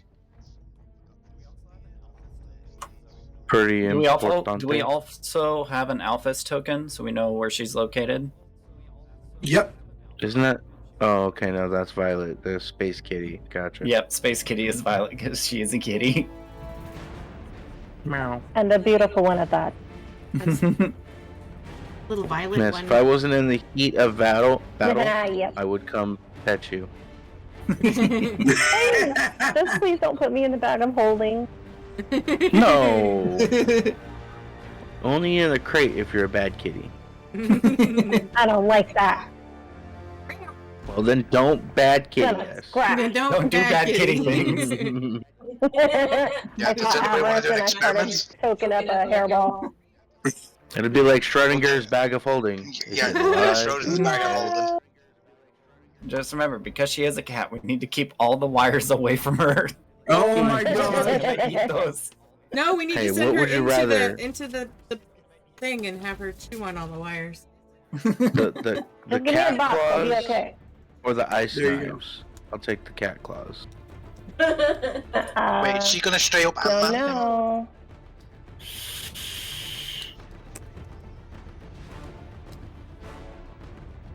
Controlled by. There you go, Calibran. There's your water orc. Oh, dope. Your clone. It's a pretty orc. Well, I'm a Girl pretty version. half orc. I have very, very humanoid features for this bulky body. Cool. I might. Bags. No, you're not. Okay. Yes, you are. Don't lie to him. Eating popcorn. To the good part. All right. And you hear as Calibran, as you rush in, you hear once again as Alphys kind of cries out in response to you rushing in towards Metaton. You hear, no, and then she kind of like shies back in immediately as you rush in, finding purchase on the gem. You hear the crack in the gem, yet the gem itself has not been displaced from the back of this creature. The creature then, Metaton itself, looks out and... Bear with me really quick, guys. Sorry. Good.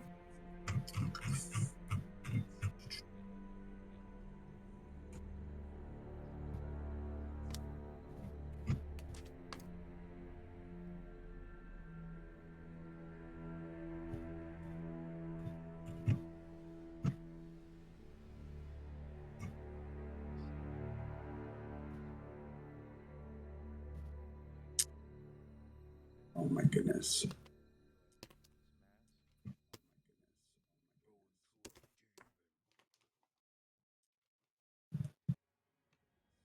Also, I'd like to point out it makes a change that I'm not actually last place in initiative this time.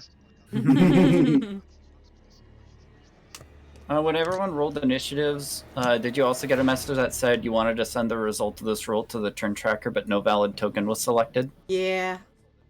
Okay. Is it because the turn tracker's not up, I'm assuming? No, it's because you didn't select your character. You didn't click your character before you rolled. Okay. I shall redo it then. Why? You literally got the highest one there. Yeah. Which was unfortunate. But I want to save John troll? some trouble. There's a troll! Oh, Yeah. Well, me and 36 are just swapped. Whatever. all right. All right, so with that,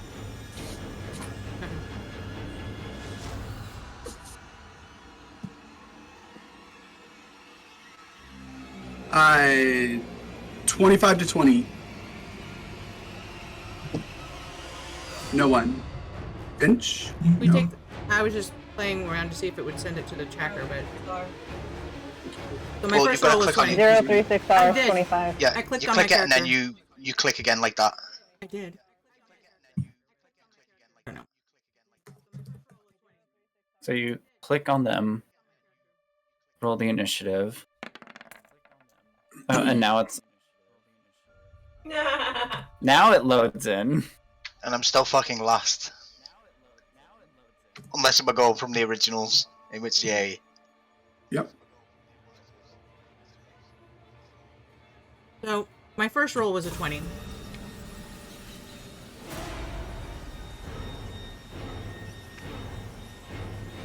Okay, Finch. What's your She rolled 20. thank you. Calibran. Let me- 8. Oh, I apologize. Nah. I've already had a turn. So when you click on it, Finch, does it give you Violet. when you click on this? 14. When I click on Thank my you. token, Yeah, you click so on you'll- your token and then open your character sheet uh-huh. and then click initiative. And I did that, and it didn't send it. Yeah. Yeah, Oh, it threw now it in there did. this time. Now it did. Weird. And should Sorry, we're making all these extra for you, John. You can remove that 20. You're good. Wonder why it didn't send it. Oh. Wait, she didn't roll the 0. No. There we go. Whew! Throwing those impossible dice numbers. That's dope. All right. With that said, you hear as this creature immediately as the after Hang on a second, I need to Calibran. edit mine. All right. Immediately, Calibran, after you rush in with your clone, striking against the gem, you watch as the creature responds, kind of arching the kind of metallic back that this creature has, where the gem is located, and turns around and shouts at you. Now, this is a game show. This is not what I have called you here for. We are to give quite a show to the populace of Waterfell. They are here, and you are here for their entertainment. That is all. With that, 036R, what would you like to do?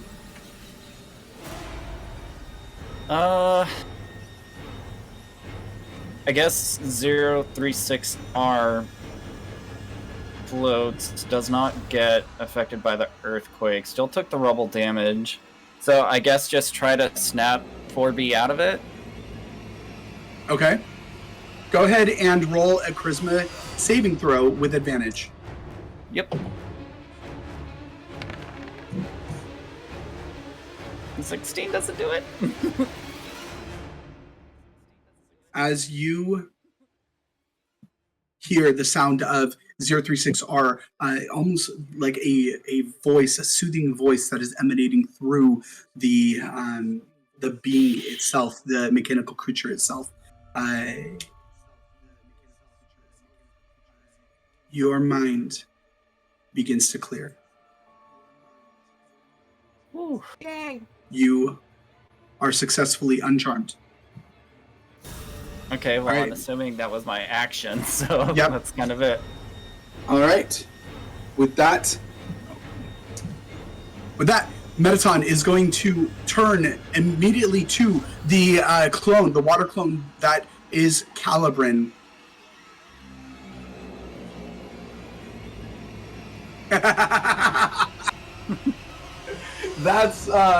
That's for you, Violet. What Calibran just said. Anyway, immediately the creature Metaton turns to. Why is that 48? Whoa. Metaton throwing them high numbers. Oops. It was 24. That was weird. Anyway, sorry about that. So immediately Metaton turns to the water clone, and you hear as the creature this mechanical contraption calls out to each of you and says,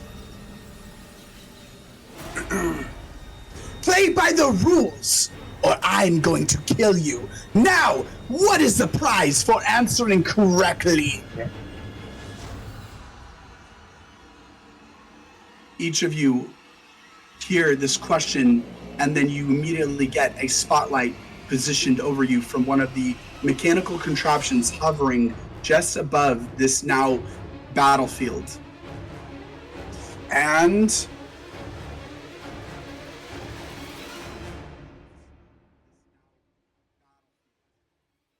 my answer would literally just be me drinking from a flask.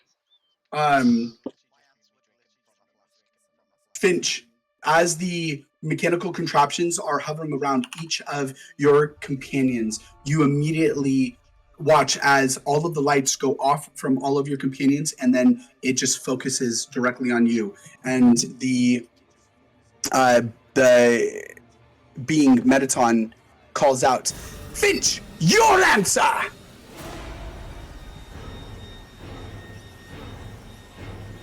She's been a little distracted, being all pissed off and all that. So she just says, "You die." No!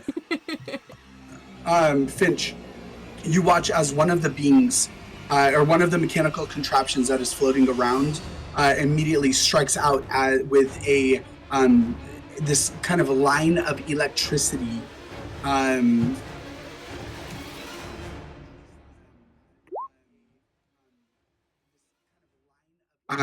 And that is going to be a 17 to hit. Okay. Barely. All right. All right. Or wait. I get a +1 with my armor, so that's. Oh. So it doesn't. It does not.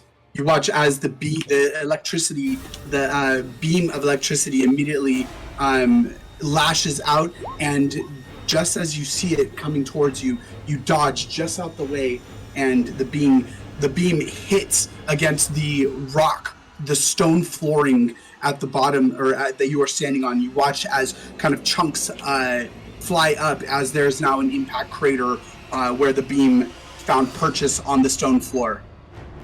Nice. You hear as Metaton yells out, "No, that was not supposed to happen!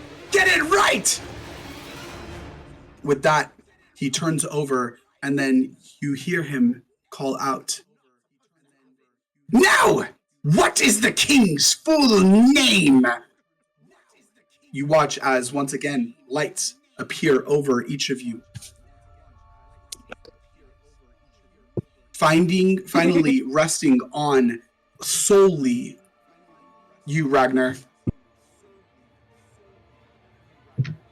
I literally just take a drink from my flask and I go, it's Ragnar Iron Fist.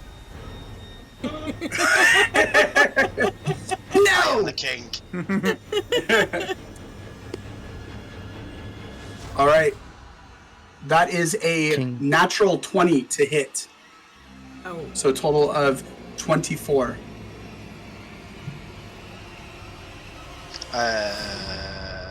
Would this be a spell or is it just a direct attack? It's a spell. You watch as one of the clockwork contraptions hovers over and then immediately shoots out, expelling forth from the actual contraption itself that is hovering. This it looks like these tiny gears that are hovering in the air, and then immediately this beam of energy, it looks like electricity, shoots out towards you. So is that double nats or just one? Throw something there. So you rolled 2 20s. Because I do have a shield that any ranged attack that gets directed at me is rolled at disadvantage. Yep, my apologies, you're right. All right, you watch as the beam that flies at you, you pull up your shield and it lands. It's a pretty impactful hit against your shield. However, you successfully deflect it, and you watch as the clockwork contraption once again goes back to the dials turning, oh my gosh. No. The gears turning once again as they float in the air, and then it continues to pass you by. Finally, it turns, and you hear as another question gets yelled out over you. What is the king's full name? With that, back to you, Finch. As the lights immediately pour over all of your companions and then singles in on only you. Hurry now, hurry! You have all of the populace waiting for your answer. Well, to be honest, I don't care about your local politics. I don't know his name. Incorrect answer! I just said it! Yells. No, you didn't. You said Ragnar. Adro something. I don't know. Dirty 20 to hit. Okay, that would hit. Okay. Is he within 5 feet of me? Oh no, it's not a melee. No, it's not a melee yet. And with that,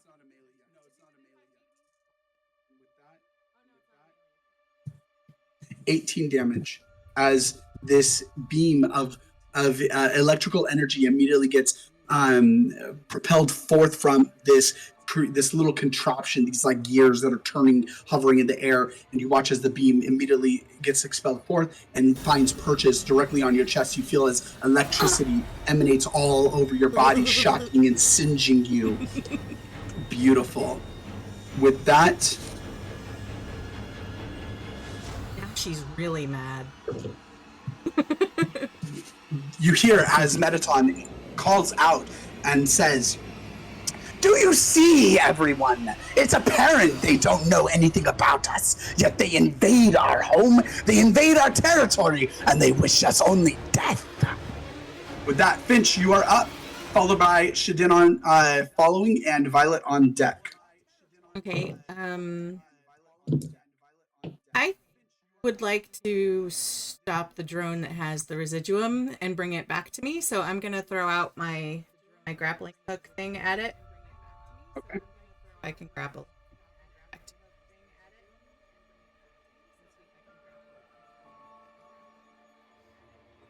Boop, boop, boop. What's that called? That's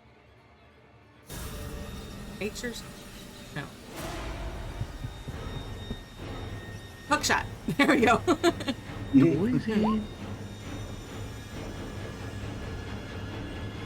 he just hit. Da-da-da.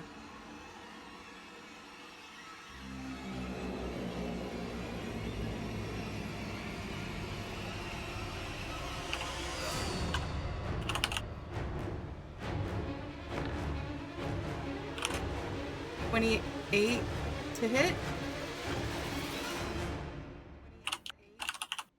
28 succeeds. Okay, so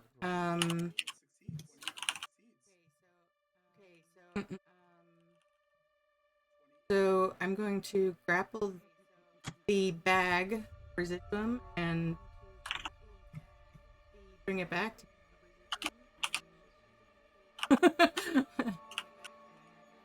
Then drag the item to them. Yes. Okay, cool.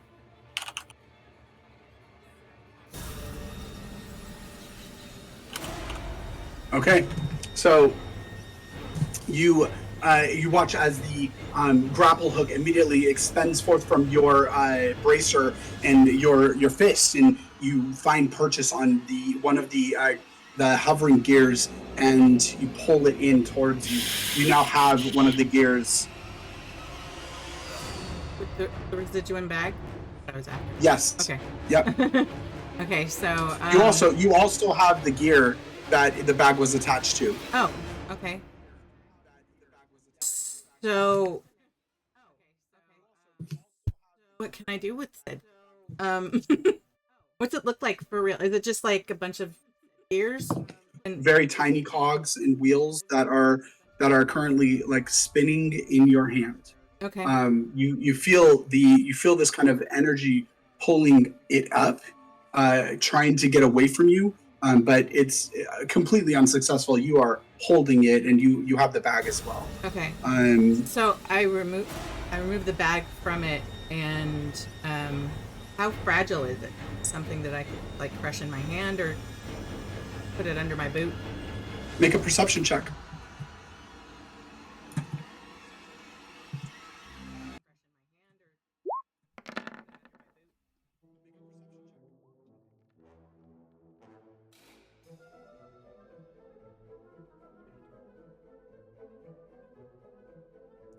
Yep. You see that this is a mechanical clockwork contraption, something that you've actually, it's reminiscent of something that you've seen before. Usually in some of the dwarven cities that you have traveled through, and you've seen this in there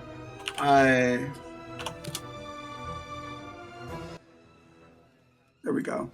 The music was a little too. You've seen stuff like this before in wizards. Usually, it's seen within wizards' homes or wizards' towers. They are usually used for gathering items, and it would be something that you could literally just kind of like close your fist around and break pretty significant pieces from it. So I just yes, want to if you disable wanted it. to, Like I don't want to destroy it, but I do want to just disable it and put it in my pocket. you And absolutely can. then I'll. It seems pretty fragile. Okay. So I just kind of a little bit just so it doesn't fly off anymore, and I put that and the residuum in.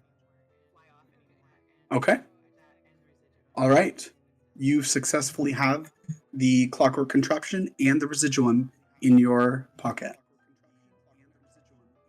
I believe you have a bonus action and movement still. So, Okay. So um,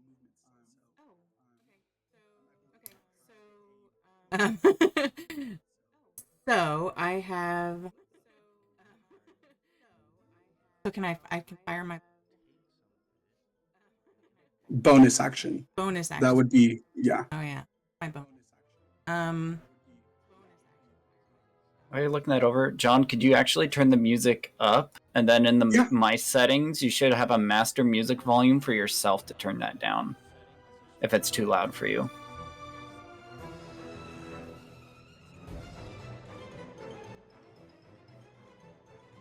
Oh.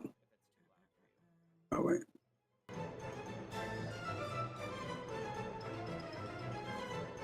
You know, I think I'm going to put my bow away and put on Nature's Claws as my. Okay. I'll do. I don't know that poison would do anything to mechanical things, but they're very slashy. Can you guys still hear the music? Yeah. Yeah. Okay. It's cool. very jolly. Sorry. It's That. Oh my, that's a lot of dice. Explosion. No, Jeez I had Louise. to put that out there so I can read it when I need to.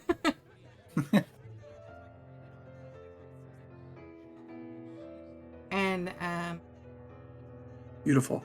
yeah.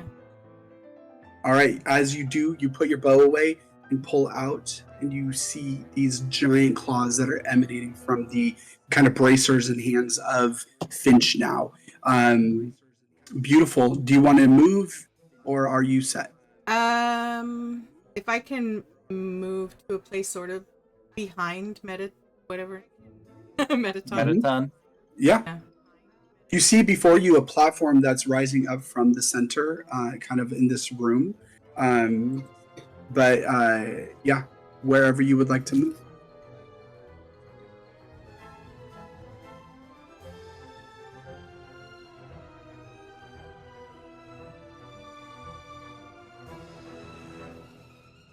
Ah, I can go right there.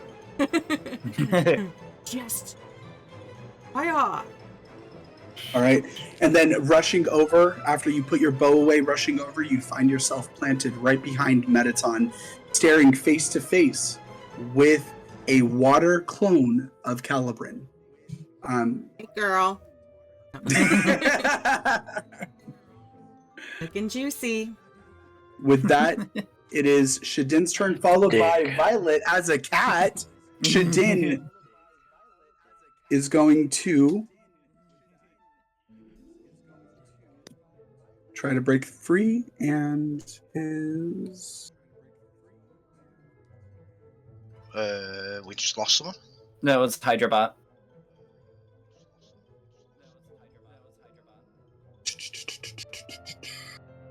And I also DM'd 18. Yep. John. All right, I will look at that. Shadin, you watch as Shadin kind of shakes free, and you hear his grunts and groans, and he pulls out his sword, and you watch as he... Isn't he prone? No. No, I picked him Calibrin up. lifted him up. Yeah, Oh, okay. Ragnar Calvin lifted is him up. successful. Or Ragnar. Or Ragnar was successful Yeah. in that. Okay. Pulls out his sword, and he's going to move here, and then that's 5 feet, and then let's see, his speed 30. Okay, cool. So he has 25 left, and he's going to rush. Oh, I like that idea. He's going to be like Kitty and pick up Violet, Get your and then claws he's in going that, to he's going to look. He's going to pick you up and look at you right in the face and say, "I need you to go towards the robot," and then he throws you. That's going to be a range attack. That's going to be a rude attack. You watch as a cat flies through the air as it's flying, and you see. I need you to roll an acrobatic.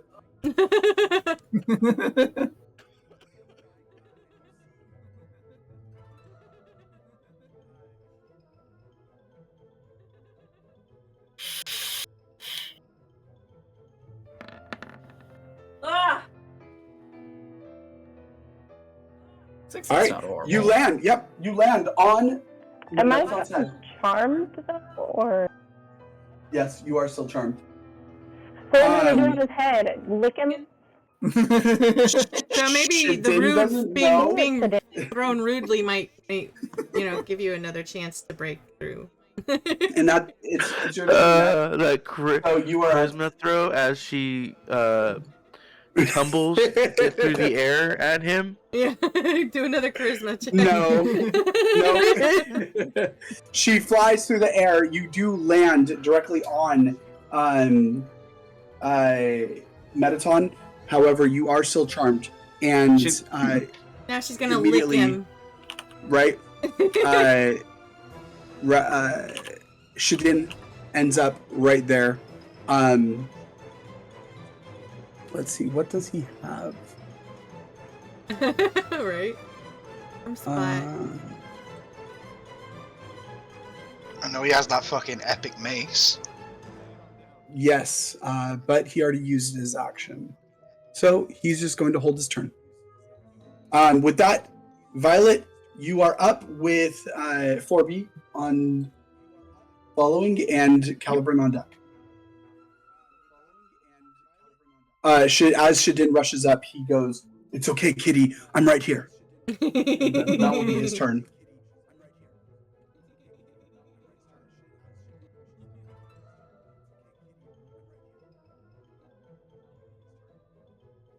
All right, guys. Go gadget cat claws. At the start of your turn, roll a charisma save. Okay.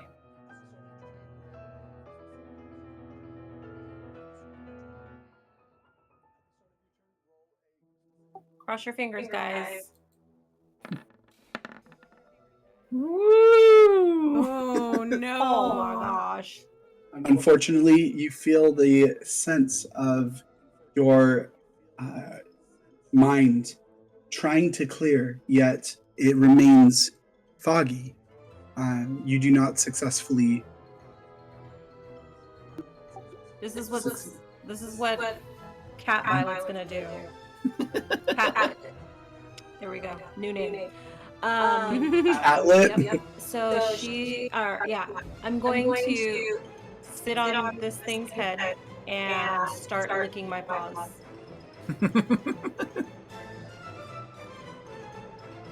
Are there any exposed wires that would entice her?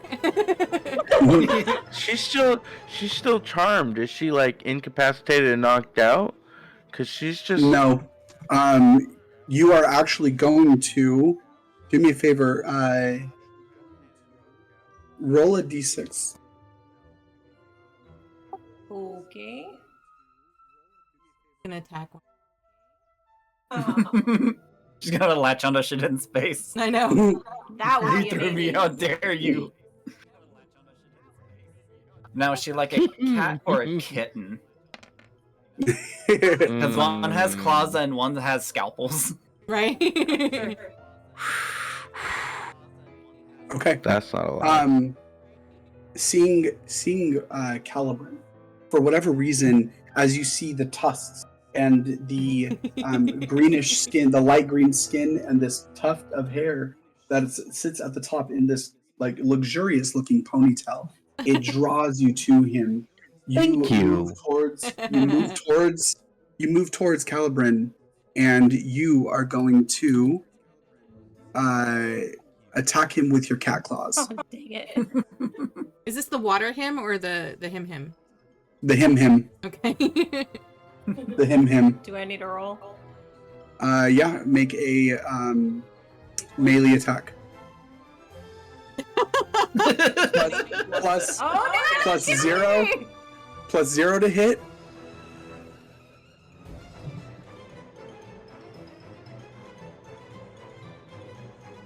Kitty.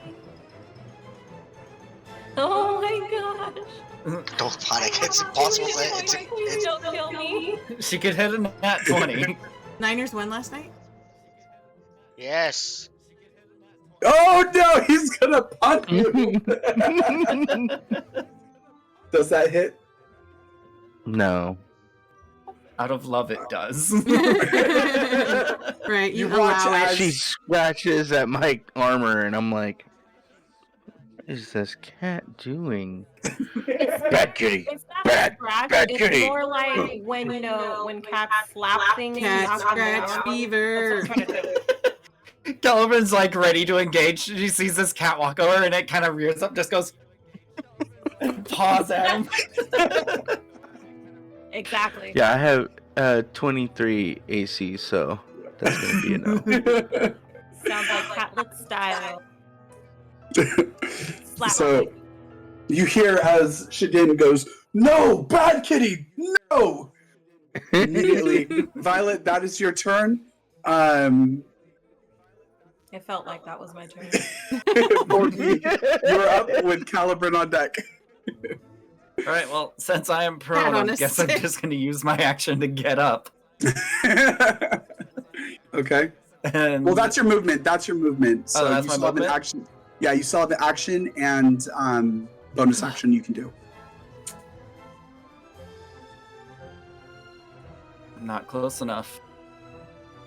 Yeah, we'll just get up and I guess I'll just hold my action. Do a thing. You can bonus action dash. Yeah, but it doesn't get me close enough. Oh, okay. All right. Alright, yep. Then I'm just gonna get up and hold my action. Okay. With that, Caliburn, you watch as literally right next to you, 4B rises up and readies herself. You are up, followed by Ragnar, and then back at the top of the turn with 036R. Wait, I'm at 8 and Ragnar's at 14. How am I before Ragnar? That is a great question. Ragnar, I you think are you have up. to move it manually. Yeah, I did ask you like twice before. Like, Yeah, get Ragnar up. should be above me as well. Oh, He interesting. tied with Violet. So I wonder why it did that. I don't know. You know why. All right, Ragnar, you're up. Ragnar, you're up, and then Caliburn. So I don't know Yep, why it looks did good. that. I apologize. Because Ragnar's drunk, he just goes all over the place. That's true. Narrative is correct. Your drunkenness has affected the system. So, I do have a runestone for someone, so I sort of hold this perfectly crafted, polished, looks like it's made with love runestone, and say, who wants a flamestone? Finch raises her hand. I want one. Catlet meows. Give it to the cat. I don't know, because No. a cat with flaming claws is Pretty badass. that'd be very Yeah, badass. But instead, I throw the stone to Finch. Cool. And that was not what I was meant to do there. I was meant to.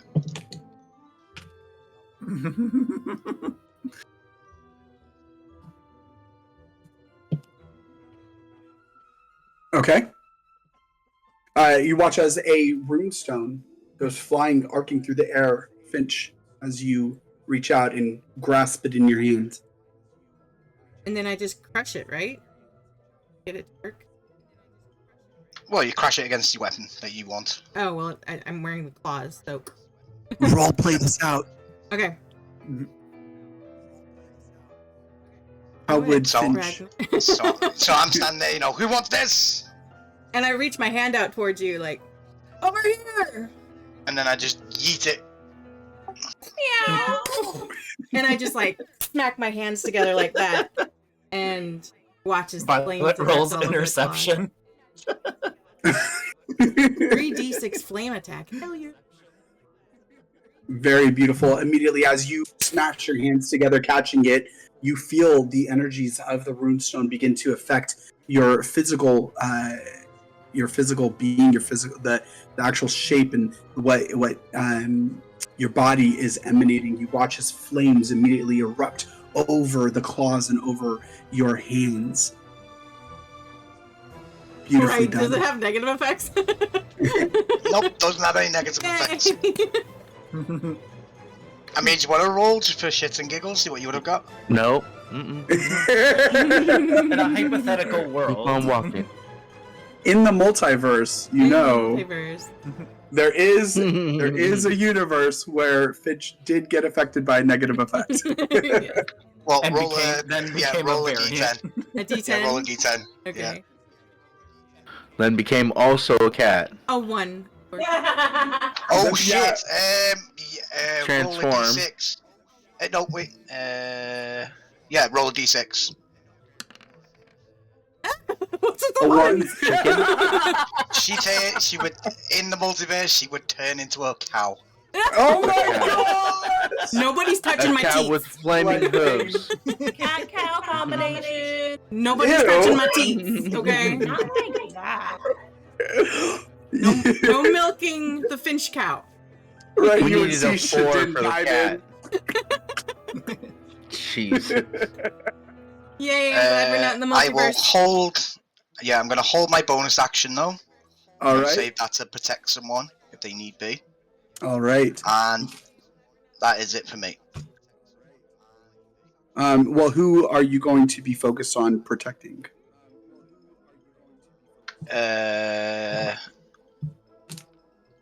I would focus cat. on Protect kitty. the cat. The kitty. Okay.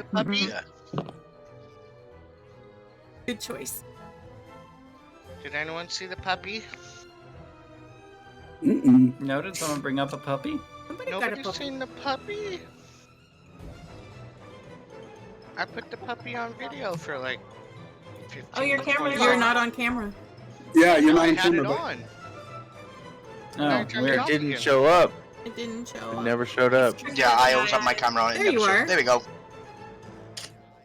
And now you're gone. And then Why you're did you gone. turn on the camera and then not show the puppy? Rude. There we go. Yeah, you What's gotta keep up, your beautiful Spencer? face up. Come Why on. are you turning your camera off?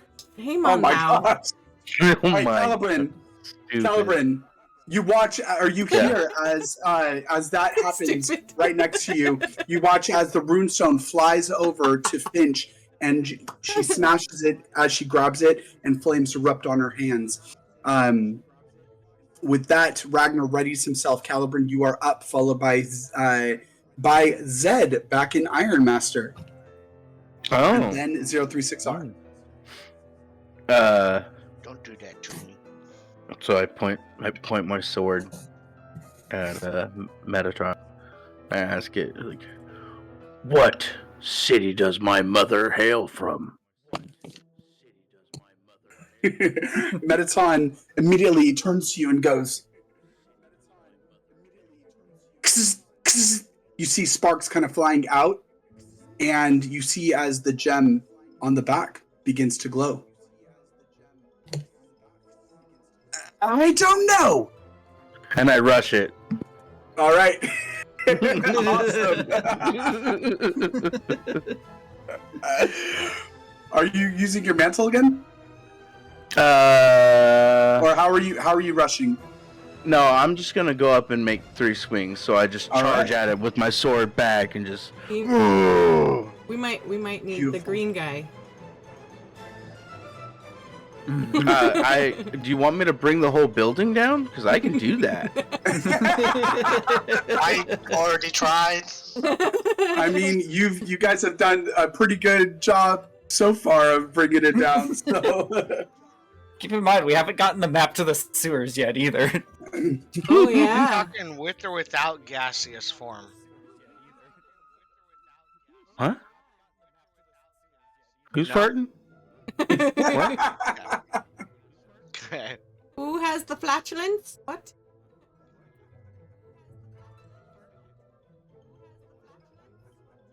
Continue. There we go. 24 Ooh. to hit. absolutely hits. And then we just doing that 3 times. All right, beautiful. You bring your sword down.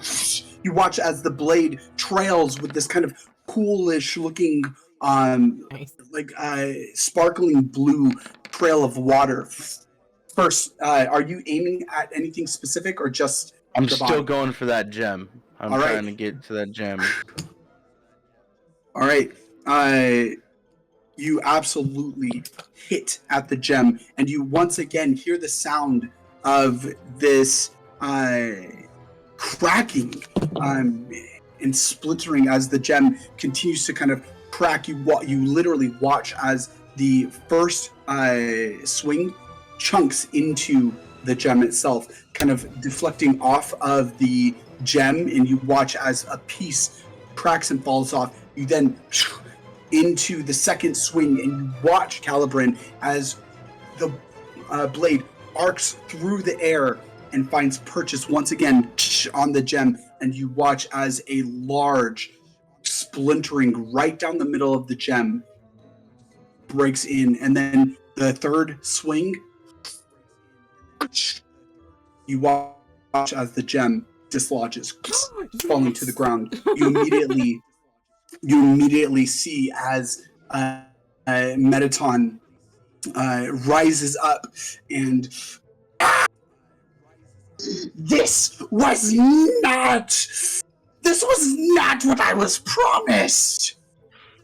You answered the question wrong.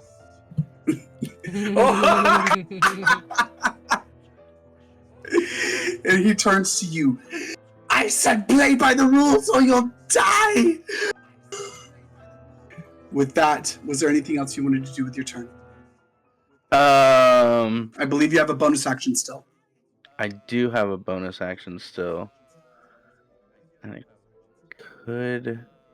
No, I have to keep the sword out. Yeah, okay. No, I'm just gonna pass. Surge!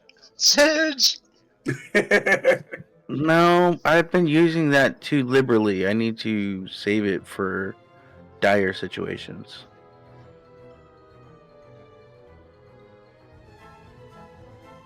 Who knows what's after All right. Metaton?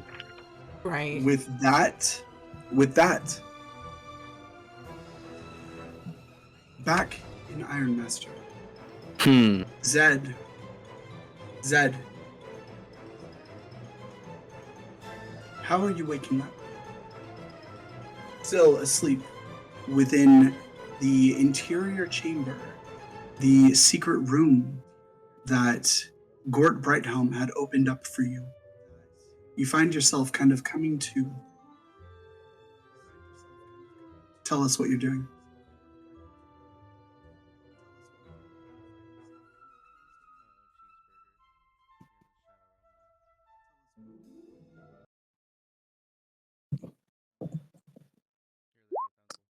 Zed? Zed. Zed. Zeddy, Can baby. see you. Can smell you. Sorry, I was watching something other than that. Finding yourself coming to within the secret room that Gwert had opened up for you, having just watched play out before your eyes the visions of your friends within Shadowfell, still the visions of the castle being swarmed by these aberrations, these creatures with long, sinuous muscles and large, elongated claws that are crawling over some of the castle walls and crawling up on the actual castle exterior itself, and finding out rather watching the vision play out from Avila of Tirvin reaching into the body of the Mad King Iadro and yanking out this bright white essence, this ball of what appears to be just intense light, and then watching him fuse it into a Chardolin gem. You fell asleep. Waking up, how does that look?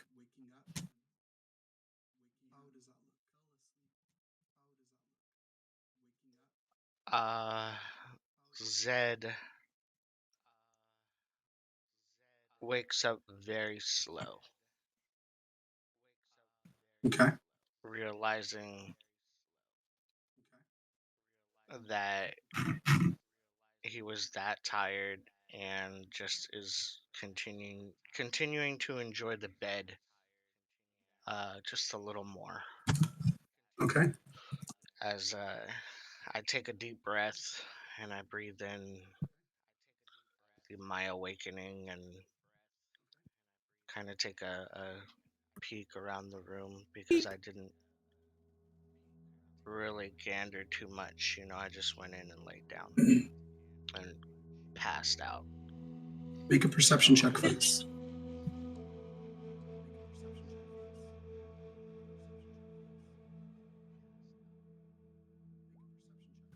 As you look around, Zed,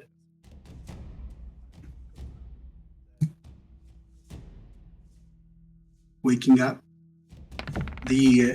finally feeling the effects of the exhaustion wearing off, slowly rising, sitting up, your legs swing over the side of the bed. You see now the mattress filled with down feathers, the pillow itself filled with this very kind of luscious cotton with a silk, a spider's silk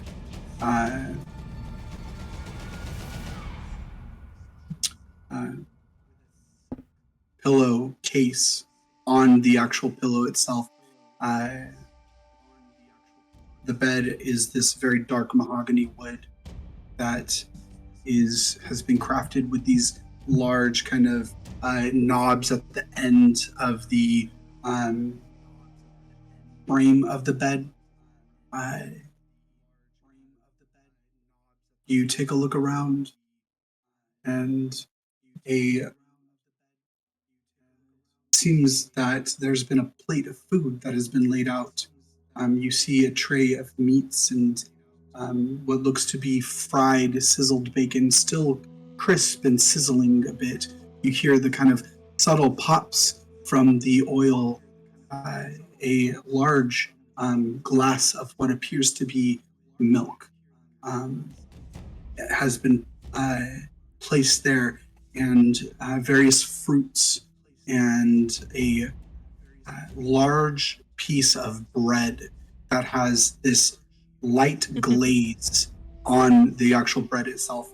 You smell the food and you take a look around, and there's the entrance, the opening, the wall itself has still been moved out of the way, and the opening into the rest of the interior chambers of Gort. You see the desk familiar that Gort typically sits behind in the large oak chair and cotton fabric that and felt fabric that has been placed over the chair itself as a cushion as you reach over and begin eating the bacon. Role play it out for us, my friend. Tell us what you're doing. Invite us into your story. So,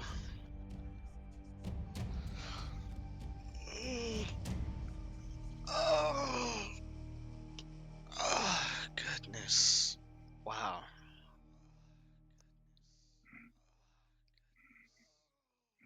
Oh, it smells like. Oh, yep, there's bacon. Okay, come here, food. And I roll out of the bed very quickly, and proceed to just munch. Bacon. Grab the bread. Take a bite of the bread that has this glaze. What is this? Who cares? Shove the whole piece of bread in my mouth. You taste immediately the savory and subtle sweetness of manuka honey that has been placed upon the bread. And I immediately realize I put too much in my mouth and bite half of it off and put the other half chewed piece on the plate.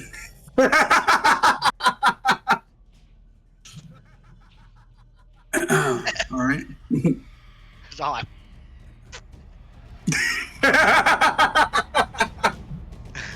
taking a sip of the milk. So good.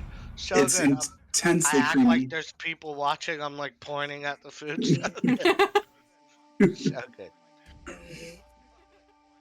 Just then, as you continue to eat away, about 5 minutes pass and you hear. I'm taking steps in the room. Okay. I'm like kind of pacing around and while I'm eating. You see a ledger. You see a book that is placed open on the desk of Gort. It seems to be, based on your passive perception from what you can see here, just kind of glancing around the room and then the actual perception roll, it seems to be a ledger of some sort. And then Okay. you hear. I glance at it, but I'm not like it's not of actual interest of me. Like I'm gonna respect his boundaries. And I just kind of look around and I'm munching. Once again, another knock at the door. Yes. And hello? I peeked my head out of this little chamber. And I looked down the room. Who's knocking? As you open the door, you're greeted by a. Wait, what door am I opening? The main chamber door. Oh. To Gort's room? Yes. Oh, so I'm out. From Gort's room. Okay, so so you're in Gort's room. Well, then let me kind of backtrace that a tiny bit. Someone's knocking on Gort's door. Correct. So that's not for me. So I'm actually going to not say anything. Okay. All right. Once more, you hear the sound of knock. And then you hear the soft pitter-patter of footsteps leaving. Okay, I'm gonna creep up to the door. Is there any peepholes, or is this a door I just have to open? There are no peepholes. Is there a keyhole? Are they leaving straight, or around a corner? Roll a perception check. No. Mhm.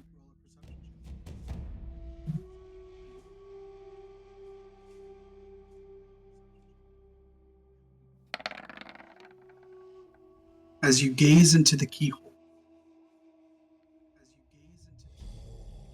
you see a quick flash of what appears to be red fabric, a slight gold trim, and then you watch as the body leaves, no longer in your line of sight. They were that fast? Moving in normal speed away from a door, yeah. Okay. So you see the creep it doors. open. You see the doors like directly right in front of you. It looks like the person went to the right of it and away from the door. So I'll creep it open and poke my head out and look down to the right. Are you trying to do this stealthily? No. No? All right. You open the door and you hear the sound of stone scraping against stone as the door opens. Okay. I go, hello?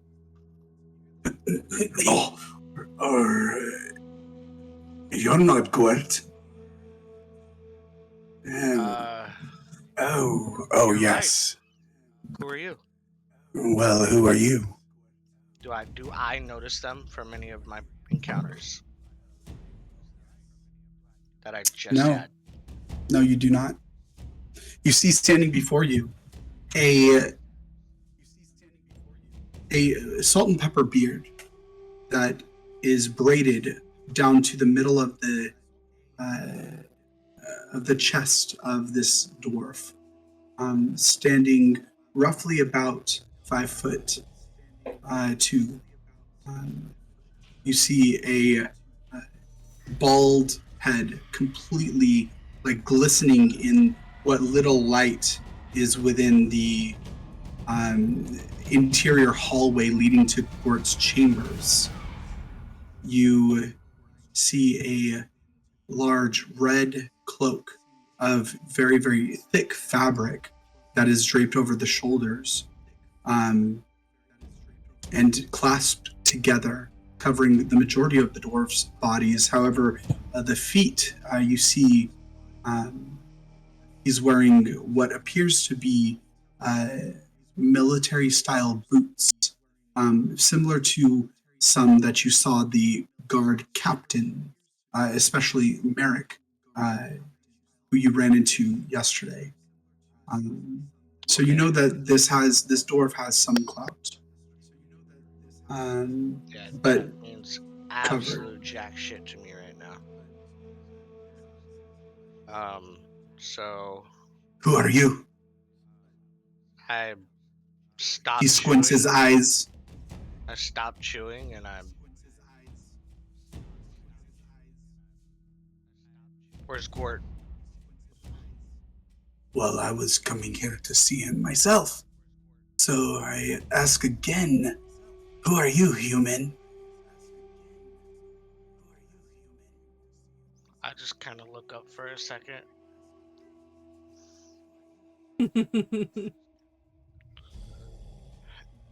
And I pull that necklace out and I let it dangle. I see you have the honorary coin of the Brightham clan, yet you have not answered my question. I see that you are a guest, or at least I hope so. But who are you? Look, no offense to you, but I've definitely had an interesting run-in with a lot of these guards and the military around here concerning the infiltration of Gort's men. Who are you? Well, you must know Yeah. my name. My name is Thulin. Thulin Ironstar. Does he I am brandish anything of importance to his connection to Gort or the military? No. But he does finish his sentence with, Okay. I am the son of Ulrich Ironstar. So tell me. And he takes a step. Head. I go, oh, really? He takes a step forward, and you watch as he pulls his cloak open just a bit, this large cloak that he is dangling over his entire body. You see a hilt of what appears to be some weapon, long, kind of sticking out. This very intricate silver thread that is running over to create a beautiful wire hilt. And he places a gentle, kind of lazy palm over it, and he says, "Oh, I came here because I needed to speak with our clan king." And he kind of spits at that, and he turns to you and says, I had heard that we had invited non-dwarves here in Ironmaster, but I was not expecting to see them provided such honorary titles as such that you carry on your person. And he gestures to the coin. I laugh for a second and I kind of back up and turn my back to him, and then I do like a little 180 back towards him, and I'm like being charismatic with my movements, and I gesture, well, let me ask you, how does that make you feel?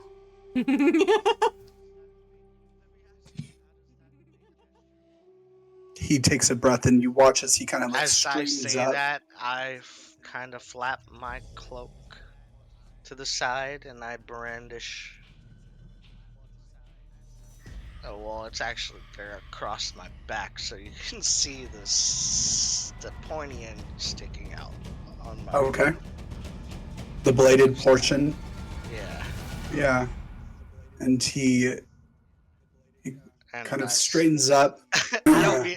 I want to say this, but I don't. But I want to do it for the memes. I go. You call that a knife? That's not a knife.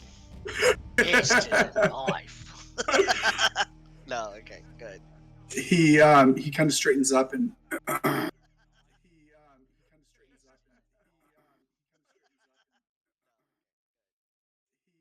I will tussle with this motherfucker right now, just so you know my intentions. You know, it wouldn't be wise. It would not be wise at all to threaten a dwarf of my stature. Especially you being human, do you not understand? I interrupt. That you are. I interrupt him and I say, "Whoa! Threaten my friend!" And I pull an apple out of my pocket that I stuffed in my pocket from the food. An apple. Let's not head this down the wrong way.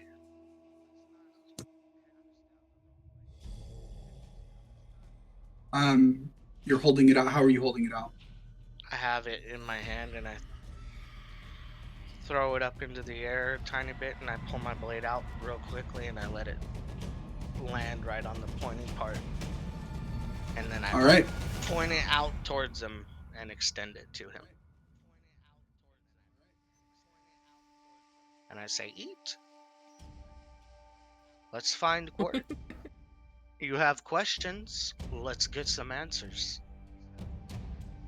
Well, I do have questions, but none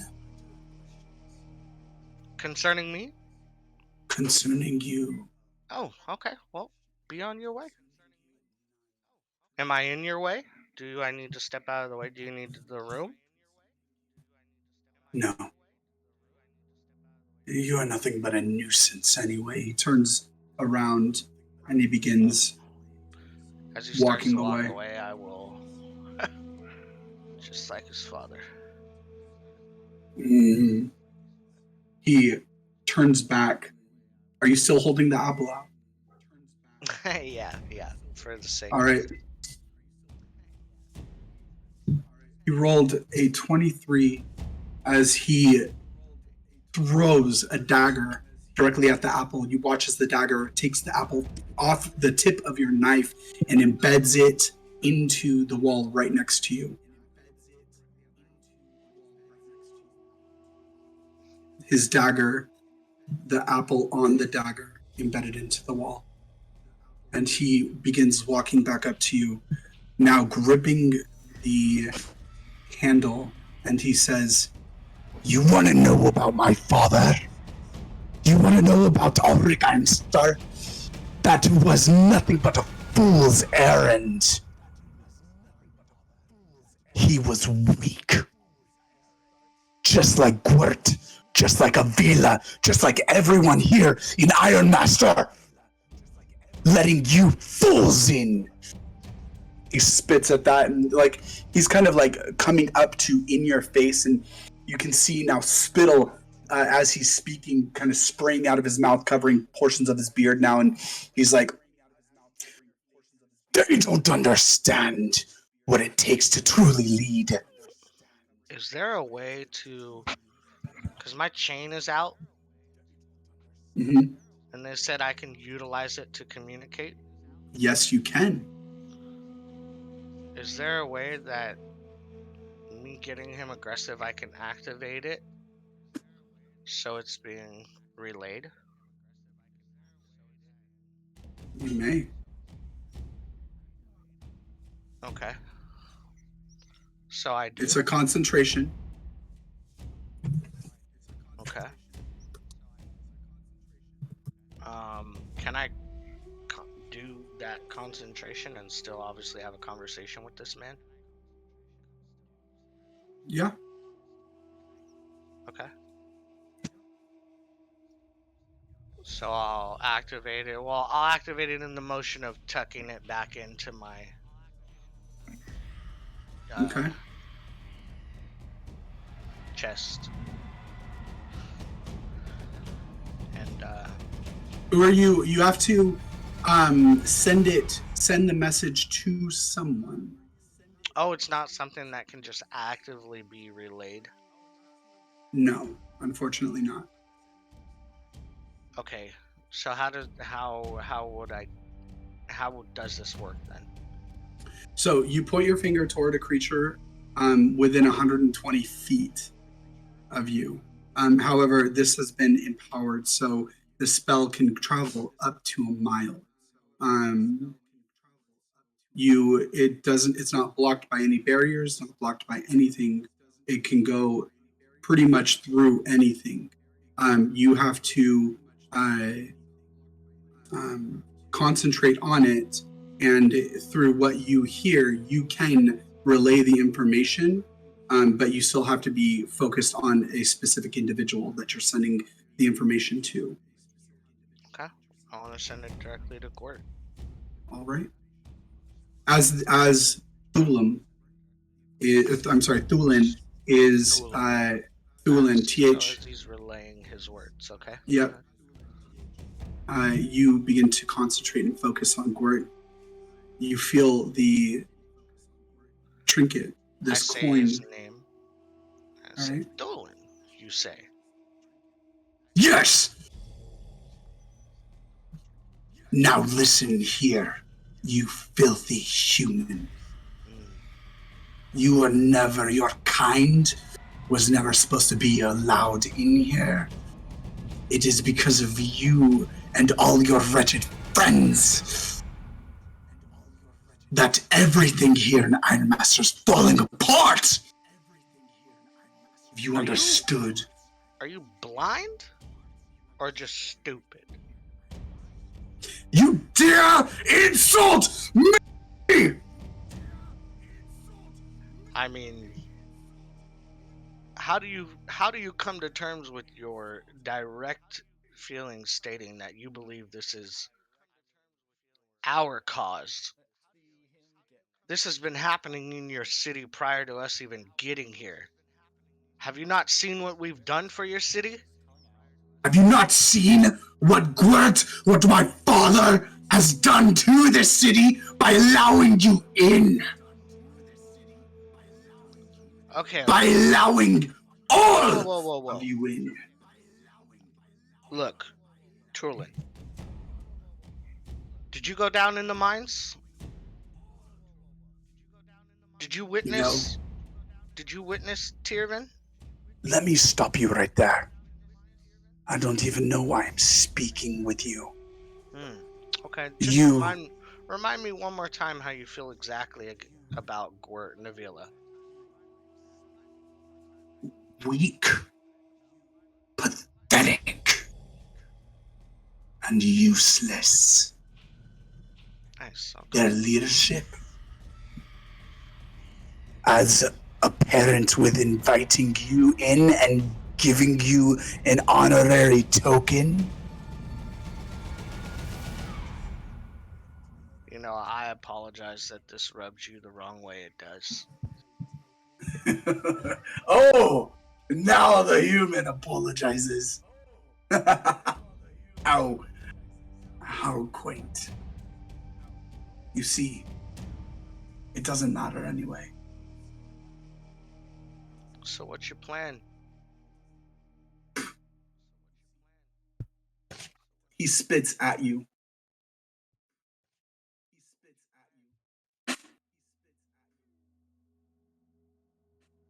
And turns. The spit lands on your chest. You watch as kind of the spittle begins to slide down, leaving a trail of his saliva. And he turns and begins to walk away.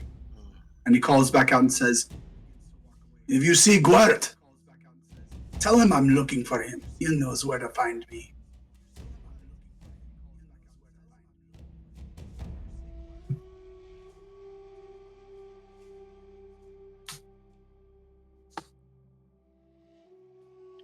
I'm just going to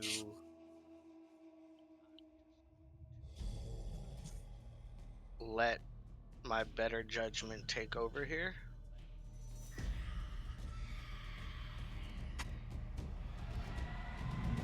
And I'm going to remember this man's face very vividly.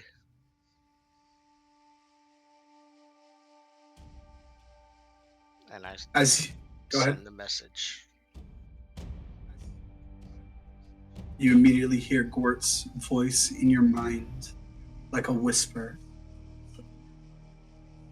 "I apologize, Zed. I'll be right there. Please enjoy the food that we set out for you. Have you given any thought, in the meanwhile, about what you're going to do? Rather staying or going back? Well, we can speak about it when I get there. You can reply to this message."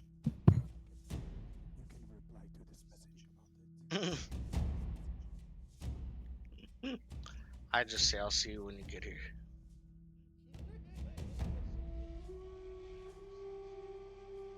As I'm pretty heated. Like, their Zed in character wanted to go. I wanted to go.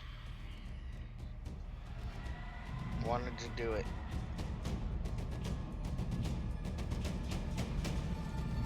About 15 minutes pass, Zed, as you stay within Gort's chambers and continue finishing your food and I don't finally eat any more food. I'm just Okay. prancing around. I'm very uncomfortably at this point.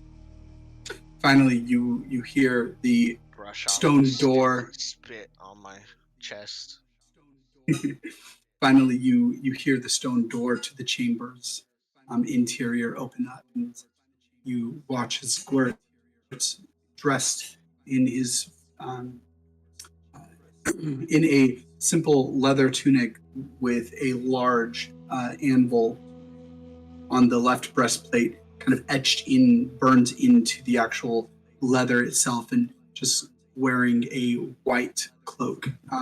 The same white cloak that you actually saw him wear when he first met you guys at the ports. When you first arrived in Ironmaster. As he takes off the cloak, you watch as kind of snow falls off of it a bit. He shivers a bit, and you watch as Avila walks in, and she looks at you, her milky, silvery eyes continuing to kind of play within, and Gort, well, Zed, it seems you have been introduced to the shite son of Ulrich, my nephew.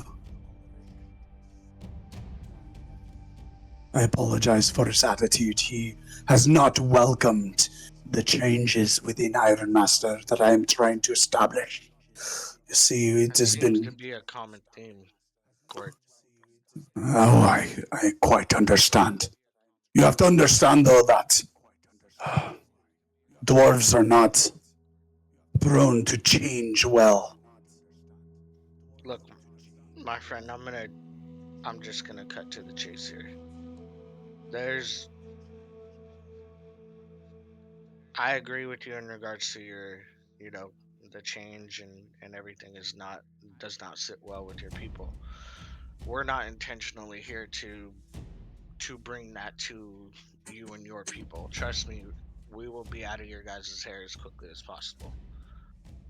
At the same time, there is, as we mentioned previously, there's a lot of infiltration going on within your ranks. What is the status of how you're handling this? Like, I just need to know.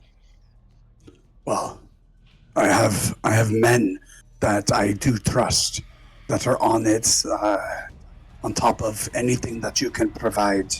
I was hoping that your friends would remain here in Ironmaster, but I understand, as it seems this individual that you are chasing, Tiervin, with whatever he is trying to accomplish, has taken them away from here. I do appreciate that you have stayed, or rather that you came back to assist us.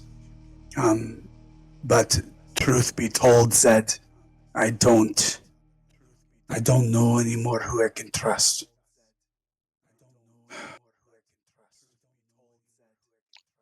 Can I ask you, do you feel like you're losing a hold of your people?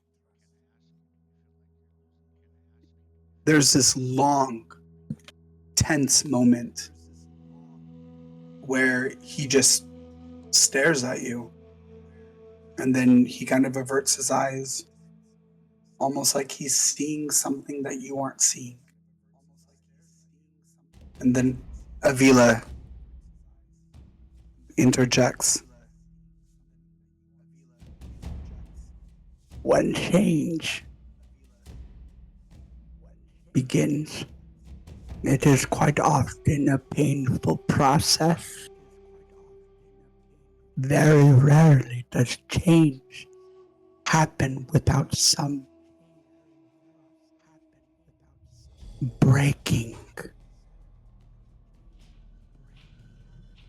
But it always provides an opportunity for growth.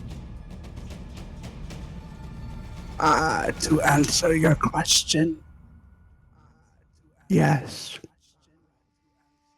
It seems that what Ulrich has stated among the ranks, especially within his own clan,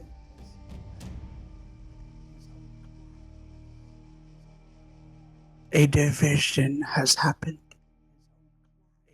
No longer are our people our own. And word has spread of an assassination attempt against Gwert himself. So yes, the people, our own dwarven brothers and sisters,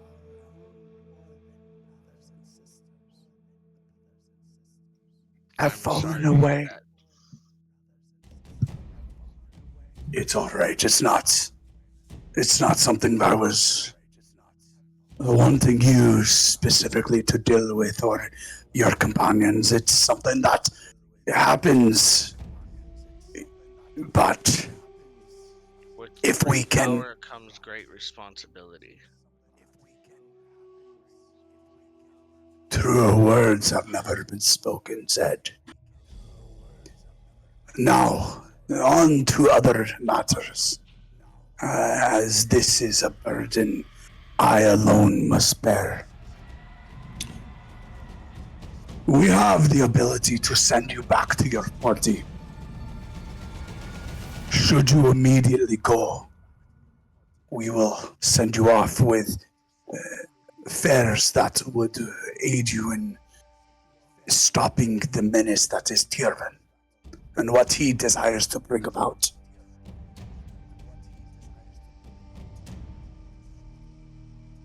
An ancient prophecy Avila has found states that from the Shadowfell, the power will rise that enables for all of the realms to be brought to their knees.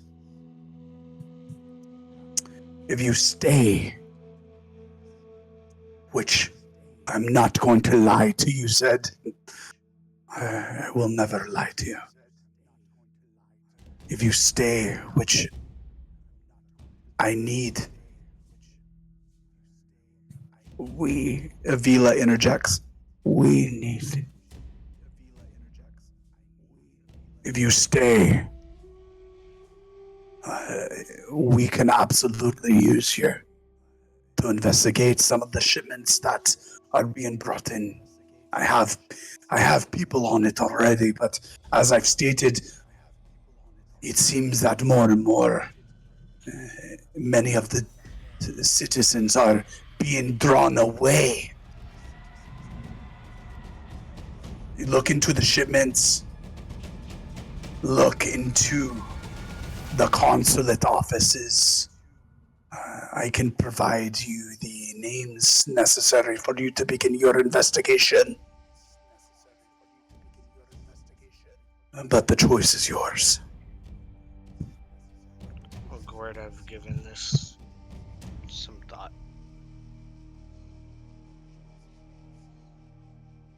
I appreciate everything that you've done for me directly. You've definitely pulled me out of some sticky situations. Granted, everything is for the favor of you and your people.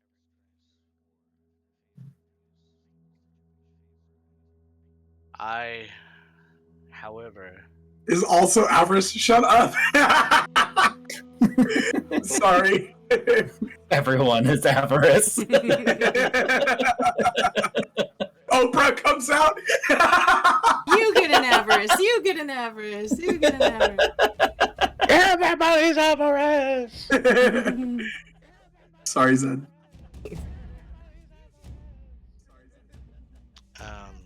You've given it much thought.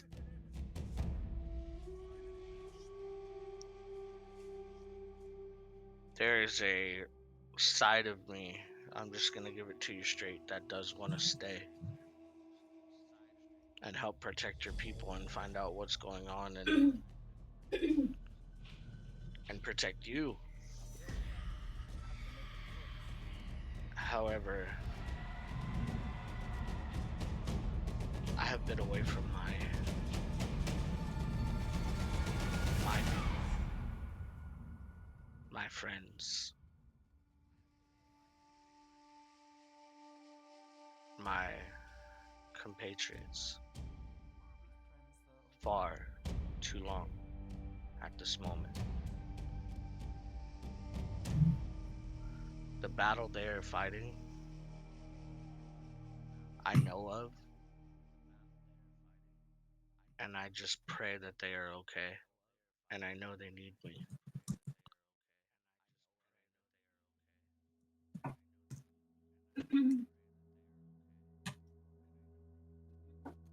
He looks at you. There's this long moment once I again. have to ask,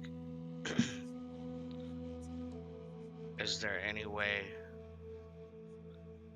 you can provide me with a way for us to get back as needed? Oh, yes. I've already thought of that. Avila, provide him with the bag. You watch as she pulls out a small satchel, really. She begins to walk over to you, her staff hitting the stone floor, providing this clank, this rhythmic clank as she moves towards you. And she hands the satchel to you. As she attempts to hand it to me, I'm going to gently put my arm around her and give her a hug. And take the satchel. You see within the satchel, you see 8 runestones that have been perfectly crafted.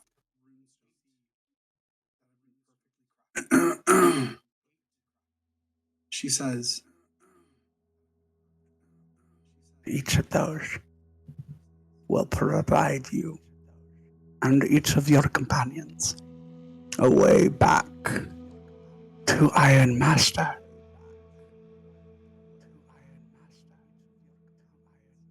You only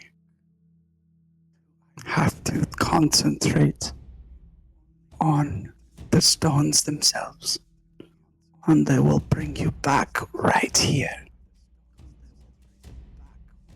Gort goes, they're traced and linked to me and to Avarice. And he pulls out a large gem that's glowing this very beautiful red, and providing this warmth that begins to radiate into the room. Unto this, there are fail-safes, so that you know that you will never be without the other stones that you see in there. The 2. You look in the bag, there are 2 more stones that are nestled at the very bottom.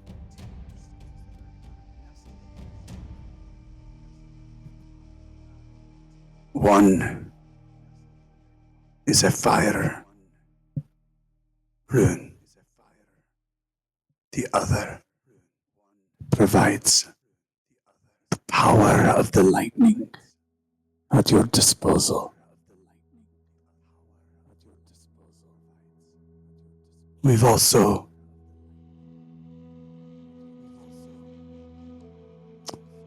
provided for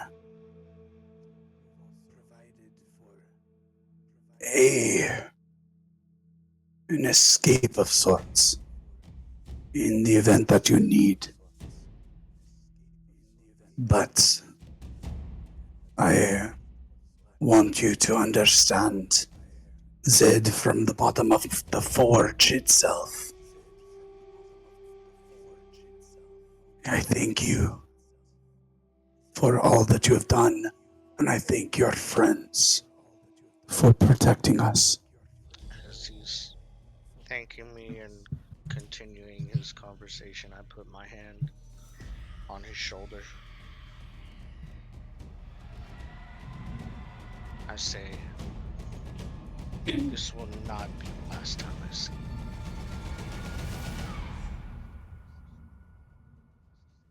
When do you wish to leave?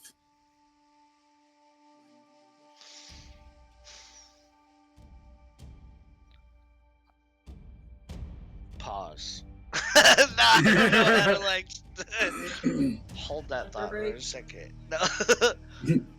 I also wanted to before I answer that question, I needed to relay some information before I forget. Additionally, in the apothecary,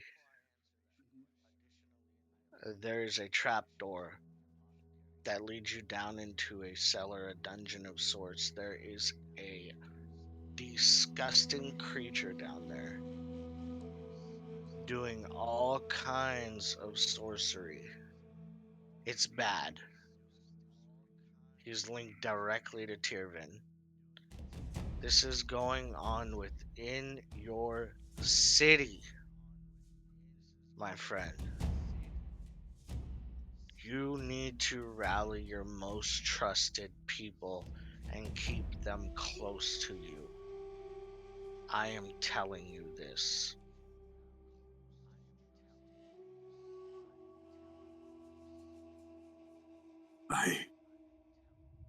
He turns and you watch as four larger than normal messenger serpents come up, and he says, I need you to get Clor, Greybeard. I need you to get Urethrum. He calls out and he begins naming names.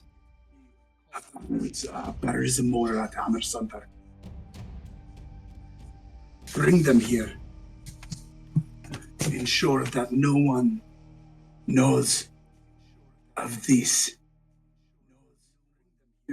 Relay that they're to be as shadows on their way here. They know what to do. He turns back to you. Messenger supervisors, you're hilarious. And he says, thank you, Zed. I'm on it. Do me a favor. One favor. Name it, Zed. Please send me a message if you are in any type of an emergency situation. Aye. Avila kind of leans in and she says, and likewise with you. Please reach out and let us know that you and your friends are safe.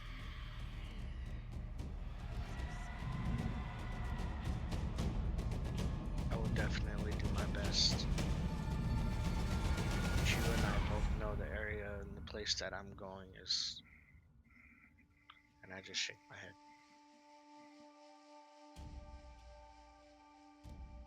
Now, when would you like to leave?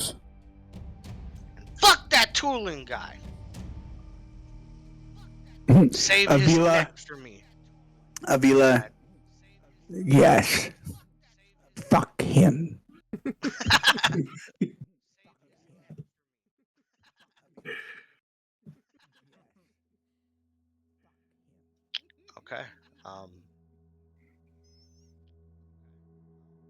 pretty much make sure I have all my belongings. My blades are sharp. I'm well rested. Take a deep breath in. Coming, guys. Woo! I tell them I'm ready. Avila looks at you, and almost as though there's a light shining through her eyes, she reaches out her staff and her arms and her hands, and you watch as this power forms within her palms. At the very fingertips, this blue energy, all of the lights within the room grow dim as she begins to pull her staff. A trail of blue energy begins emanating from the edge of the staff as runes once again fill up the entirety of the exterior of the room, filling every inch of the walls. You watch as this large sigil begins to form on the very floor beneath your feet, Zed, and you feel this power begin to rush up over your body. You feel as this energy, this air, the air itself begins to drum like as until all of the sounds become one. You watch as the runes begin to move with the flow of Avila's body, as you watch as this tiny dwarven old ancient woman continues to swirl herself almost like a rhythmic dance as her body becomes more fluid than you would imagine her being able to. You watch as the floor beneath you slowly, from the very epicenter of it, from the very center of it, emanates out, and the floor beneath you almost becomes entirely black. You see what appear to be stars in the distance, almost as though you are floating within the blackness of the sky at night. You watch as the darkness begins to crawl up over the floor, over the walls, and over the ceiling. Zed, make a perception check for me. The door knocks. Don't do this to me. Gwert says, "Wait!"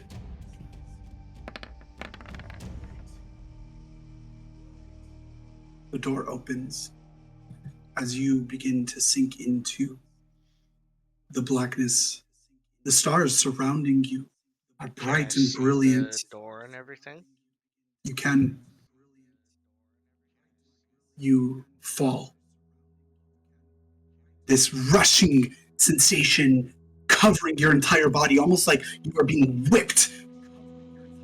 Air is passing by you at enormous rush amounts. You turn back and you see, just as an individual rushes into the room, holds a hand out and blows, and this white dust fills the entirety of the room. And you watch as Avila and Gwert begin to claw at their throat. And Gwert falls. You reach out, desperately trying to claw your way back. And that's where we will take our break, guys. Be back here great. Meanie. in 20 minutes. 3:05. You son of a bitch. Yeah. Damn it. And with that, All right. a portal 3:05. opens up. What you guys, Calibrin, you watch just as you finish your last swing and the gem falls onto the floor, shattered into 3 separate pieces. You watch as this dark orb appears just off, just out of the distance of your reach, on the edge of the platform that you are currently standing on, and you watch as the body of Zed rolls into visibility. As I am portaling, I'm going to be screaming, "No!" And you hear him Oh, that scream was just wicked. as he enters into the room. And you hear him yelling out. And that's where we will pick up in 20 minutes. See you guys back here. Mm-hmm. Fuck! See you guys in 20. Cliffhanger. I'll be booting up a hyper roll if anyone wants to join. You know I do. No, I wasn't. Wow. He did it to me, guys. Yep. That was the decision. I stay, that doesn't happen. I go, that happens. Yup. Decisions. Yeah, but what happens if we don't stop Tyrvin? Much worse. Yeah, there's a bigger. I know. Gotta look at the bigger picture, man. Yeah, we don't stop Tyrvin. There's no Ironfell. Like, Frick.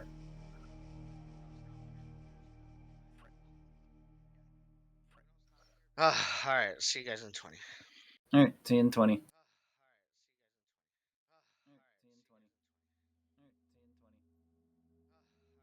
Cyborg, you coming? No? Ragnar? Cyborg? Ragnar? This entire time I've been muted, haven't I? Yep. Yep. I haven't heard a word you said in a while. Since probably you went to go get coffee. Yep. Can you hear me now? Yeah. Yeah. Yeah. Hyperroll, you coming? Yeah.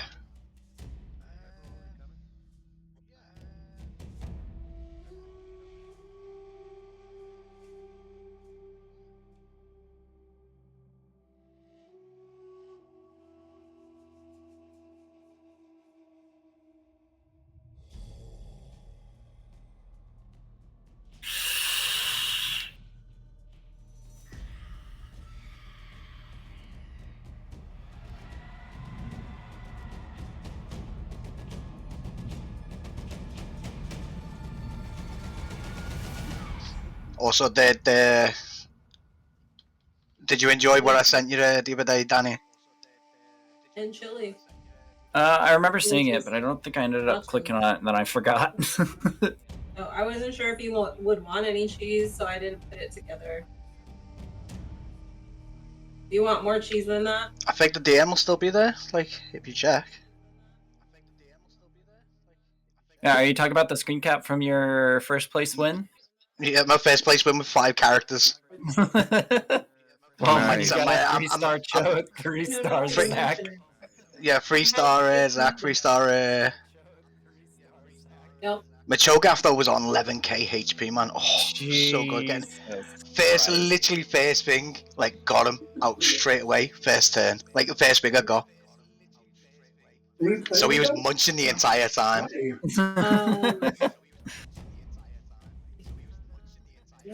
He asked. And he was a hungry hippo at the end. Look at the chat. I was like, yes. Hyper roll. And then I was waiting for an invite. Oh, I'm sorry, Mercy. I did not Wait, get you you. didn't say you were joining us. See? I knew it. Are we backing out, guys? What? Oh!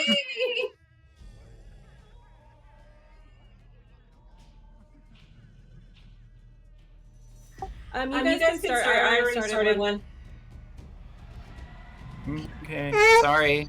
It's all good.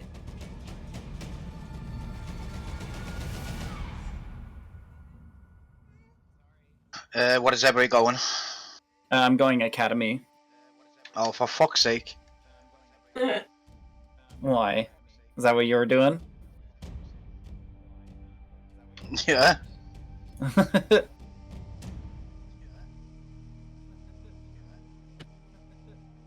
I mean, I might change the mutants though.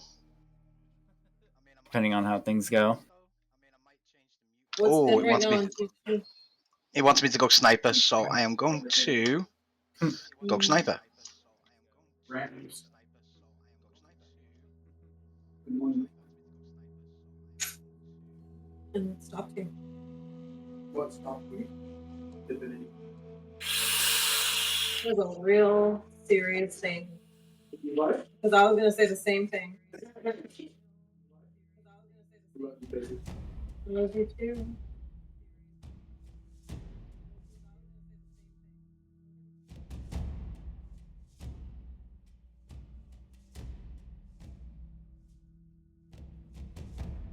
Got the chili. Holy shit, someone's already got a 2-star Warwick, 2-star Garen, and a 2-star Graves. What the fuck? You gotta look around, dude. I got a bunch In of the one, stuff. in the same fucking setup. Like Yeah, we like should he's be just going got out to eat 'cause we 3 have a lot of 2-stars stuff here. already.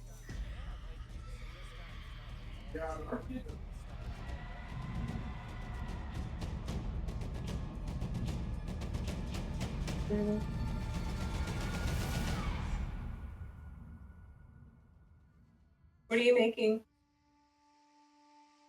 Burrito. Chicken and cheese on it. And then scoop it all up, like mix it all up, and then dip.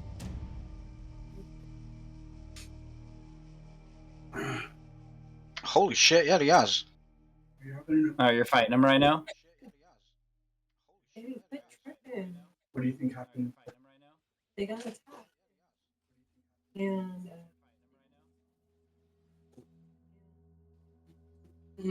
what's up?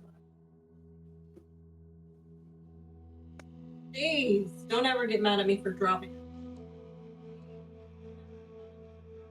I think the worst thing about snipers though is that you've got to go double shot as well, which sucks balls. Mm-hmm. You're a goofball.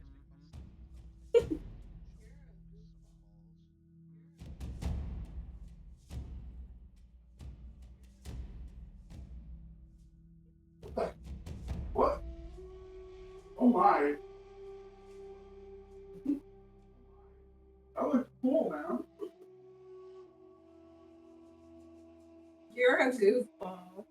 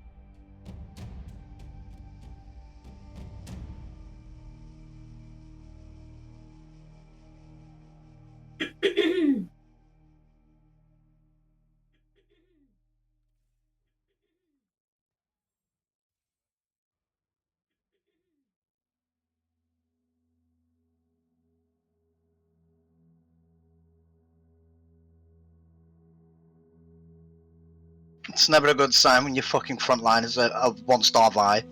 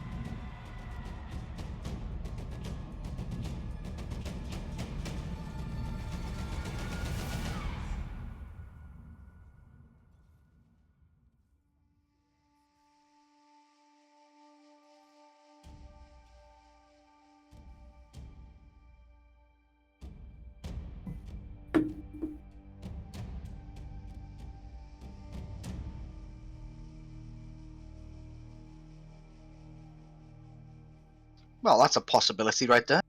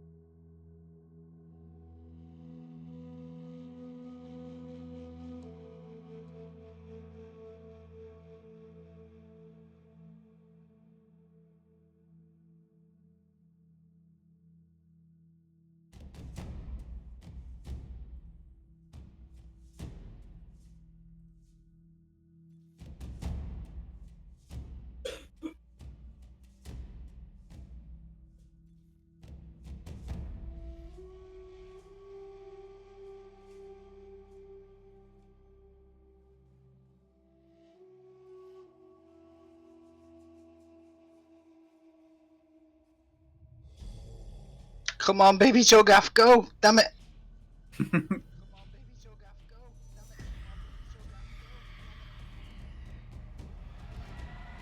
Oh my god, how did I win that? The 3 HP Kog'Maw. Jesus.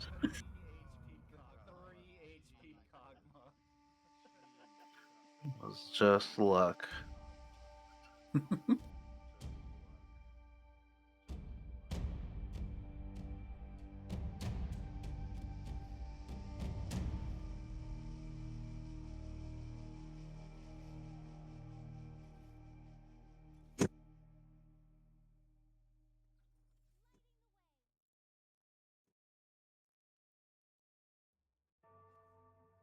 I'm getting screwed over here. I'm getting screwed over here.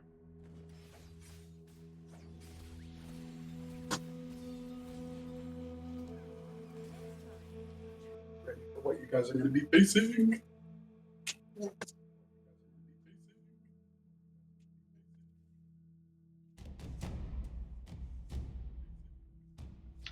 That'll do, pig.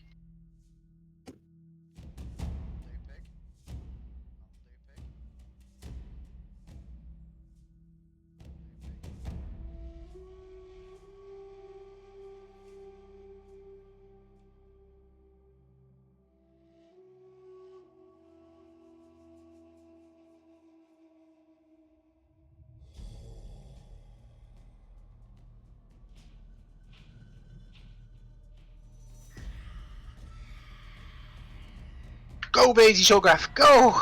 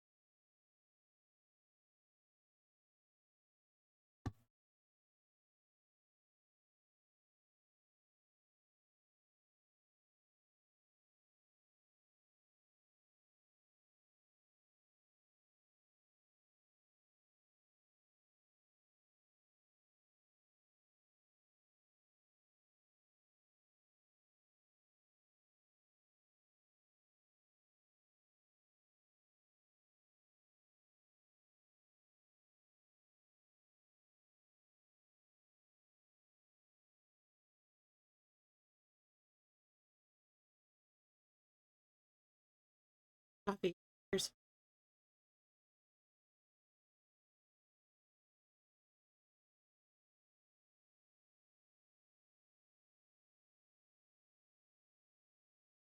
guess it's better than. Oh.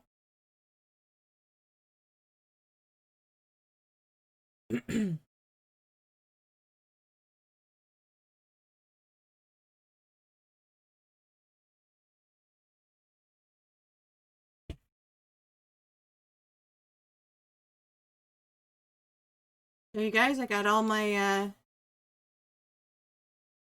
I got all my ghost hunting gear, yo.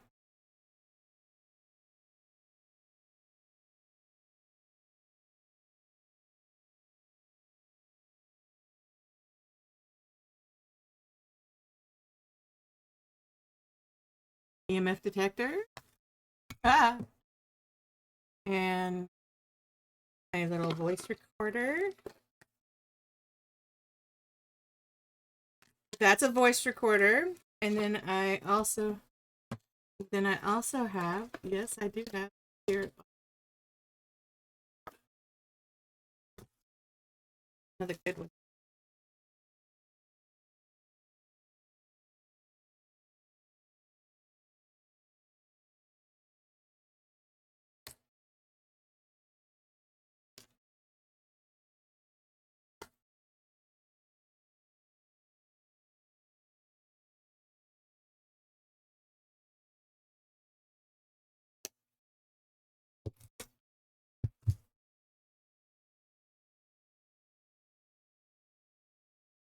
Mm-hmm. Yes. I have used all of it, but well, I've tested this, but I haven't used it on a ghost.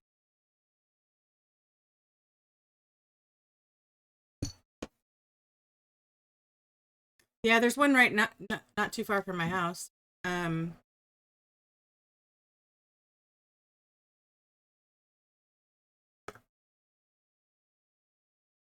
You a scaredy cat? Are you afraid of bringing something home? You're afraid of bringing something home.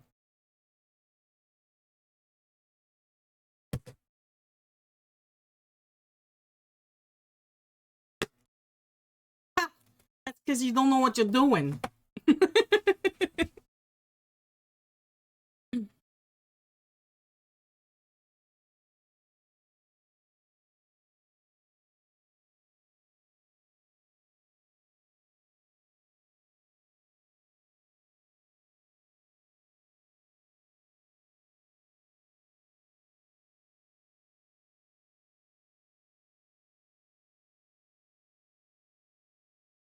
Yeah, I've been doing it. I've been doing.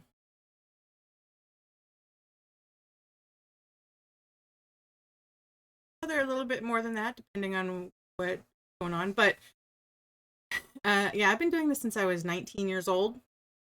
Like active ghost hunting, not just ghost hunting, but ghost clearing and all kinds of shit.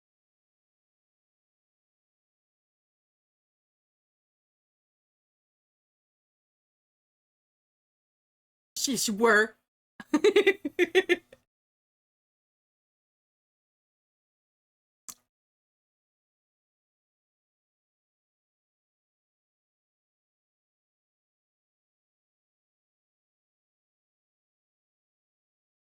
They're all just. If you're scientific, you know, all the ghosts are orc.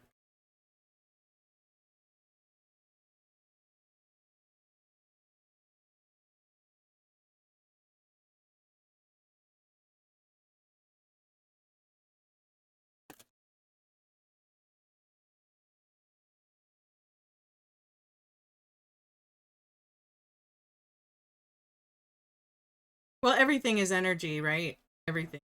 It's just different vibrations.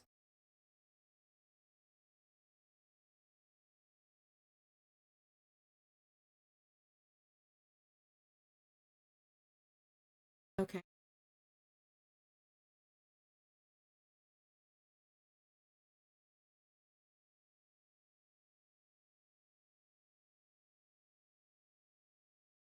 Dungeons and Dragons. Dragon.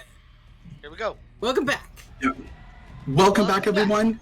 Last we left off, our band of adventurers having met finally this creature that goes by the name Metaton, found themselves locked in a very strange and peculiar battle, within Metaton would damage the members, or at least try to, utilizing the clockwork contraptions that are currently hovering around the entirety of the room. Hey guys, I'm here. If they if they did not answer the question correctly. Sorry. No, you're totally fine. With I encourage, guys, I just want you to know I encourage all of the fun and silliness and shenanigans, yes, that you want to do, because this is what makes it. So please throw cats. Yes, throw fucking cats. Be your amazing selves, because I do genuinely care and love you guys. It's okay, I'm gonna be doing something like that. We always know that Ragnar never fails to entertain with throwing earthquakes at you guys. Anyway, Don't you try and butter me up after what you just put me through. You found yourselves within this peculiar battle and saw Giant token. that the contraptions, these clockwork mechanical creatures that were hovering, would be the ones that would shoot forth this electric ray of sorts, trying to damage you. With each of you taking your chances within this combat, with 4B and Shadin finally waking up from the charm. However, with Violet continuing to be charmed, you each saw as this orb, black energy opened up, and rolling, tumbling out of it was your friend, Zed. Yet, strangely, you heard him screaming at the top of his lungs. Zed, what were you screaming? Silence. Yes, he was screaming silence. Screaming silence. Zed, you heard scream. No! As he had just witnessed, unbeknownst to the rest of you, there you go, a dwarf rush into the room to Gort's interior chambers and holding a handful of what looked to be white powder, blew it and watched as Vrila and Gort breathed it in and began clutching at their throats. Why and would then Vrila watch. Let that happen? How would she not react hella quick? She's blind. She's also focusing on getting you to the party. Yeah, plus she was in the middle of recording it. Yep. Stop with your reasons. She sacrificed herself for the good of the nation. Just as Zed, as you tumble into this foray of combat, you immediately take notice of the fact that your friends are locked in battle, and you hear the sound of this individual. Did any of that powder get in my eyes? Can I do the blood sport scene?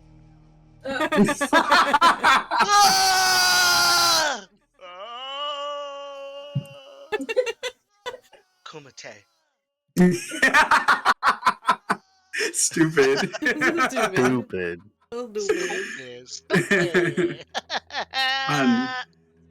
Immediately as you roll in, tumbling into the foray, you see before you your friends locked in combat. Shadin immediately calls out and goes, Zed? You have a lot of explaining to do! Where have you been? As you watch as he brings his sword up and blocks one of the creatures. You look and you heard the sound of a blade slamming into what sounded like some sort of glass-like or crystal-like object, and you see now on the floor what appears to be Chardolin, gem, shattered into pieces. With that, Zed, I need you to roll initiative for me, please. Alright, let me get my... Dun, dun, dun, dun, dun, And make sure you click your character. Yeah, click your character as well. Dun, dun, dun, dun, Click your dun, doohickey. dun, dun, dun, dun. Now I And gotta then you watch roll some one. Indiana.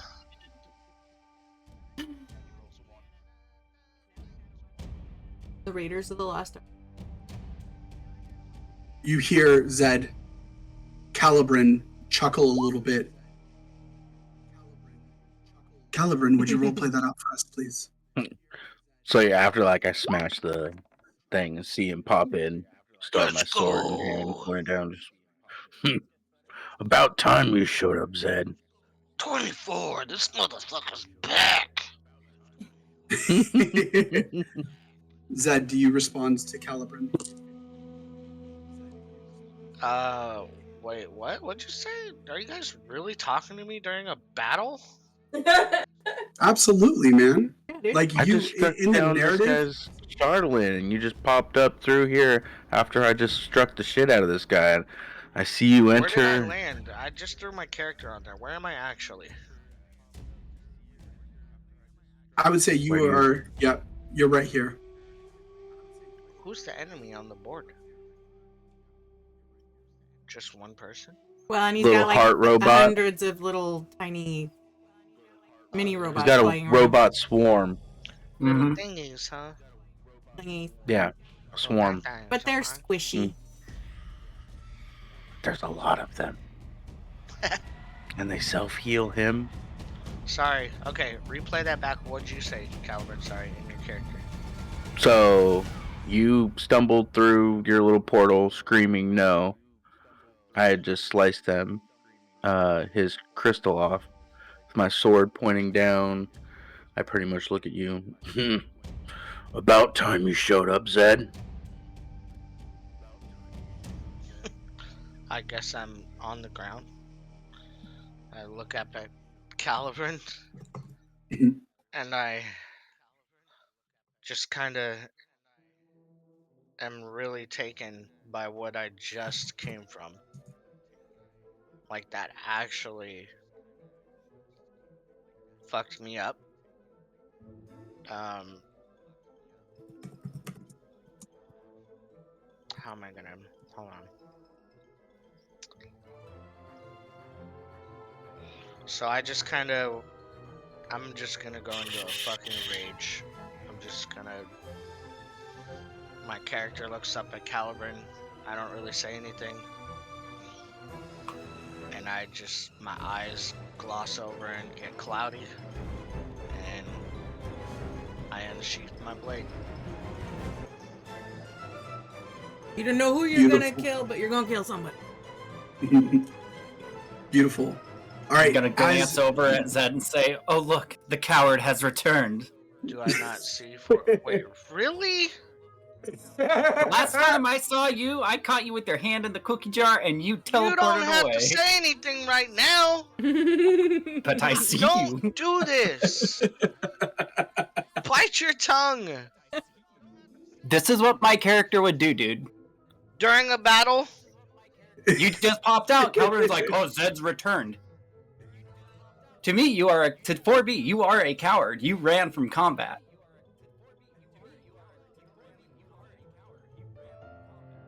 That's true. There was no combat in my mind. I would have fucked you up.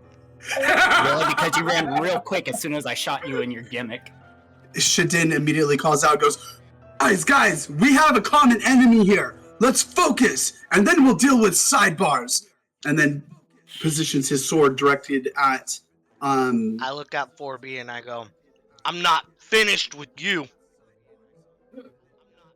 I love it. I fucking love this. All right, immediately. Stuff. Metaton looks and says, well, isn't this interesting? You call in for the guard to come assist you. you watch as his hands glow, and then a black energy begins to form just on the outskirts of the platform, here and here. Whoa. Is it his initiative turn right now? No. Mhm. No, this is it's Oh. An area or arena thing? no, it's 036R's 4B's drone. initiative. Yeah, 4B's drone. Oh, it's However, 4B.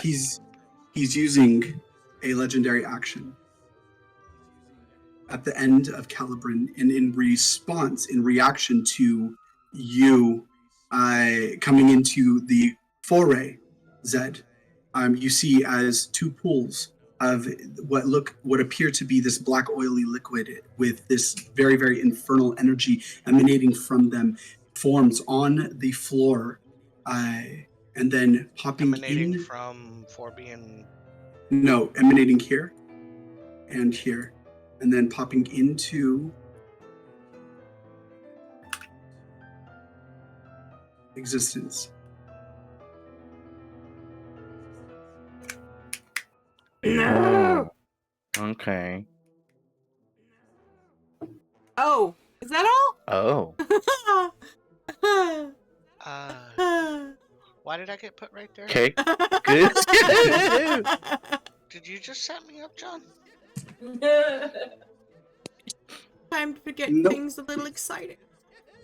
John, I'm gonna need you to put a character on the board, bud.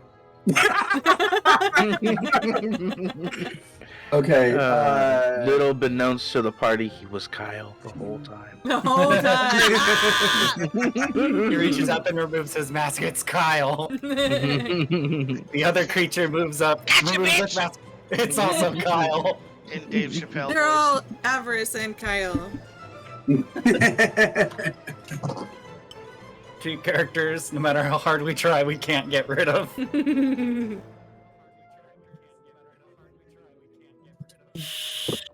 Okay, wait. So, let me continue to roleplay here. Yep. So, I land, I look at Calibran. I'm still startled at what I just came from. 4B addresses me randomly.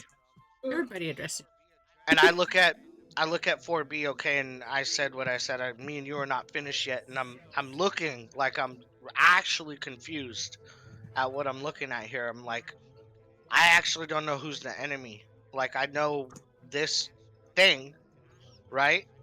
But I also know 4B just happens to be here again, and I'm thinking initially they're both the enemies.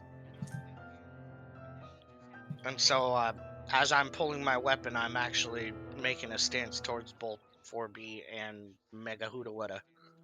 I love it. All right. With that being said, you guys hear as Metaton states that and watch as these beings emanate from the very foundation of the floor itself, rising up.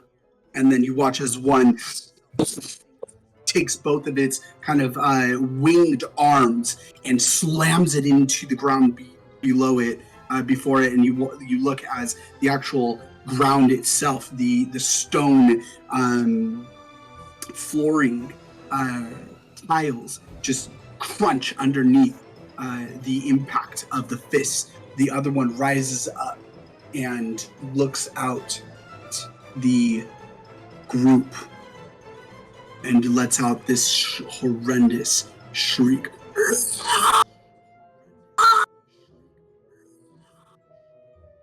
036R, you're up, followed by Zed and Metaton on deck. Okay. 36R is gonna kind of rotate around me here, and then take some shots in Zed's direction, but aim at the dude behind him. Okay. At that So- je ne sais quoi.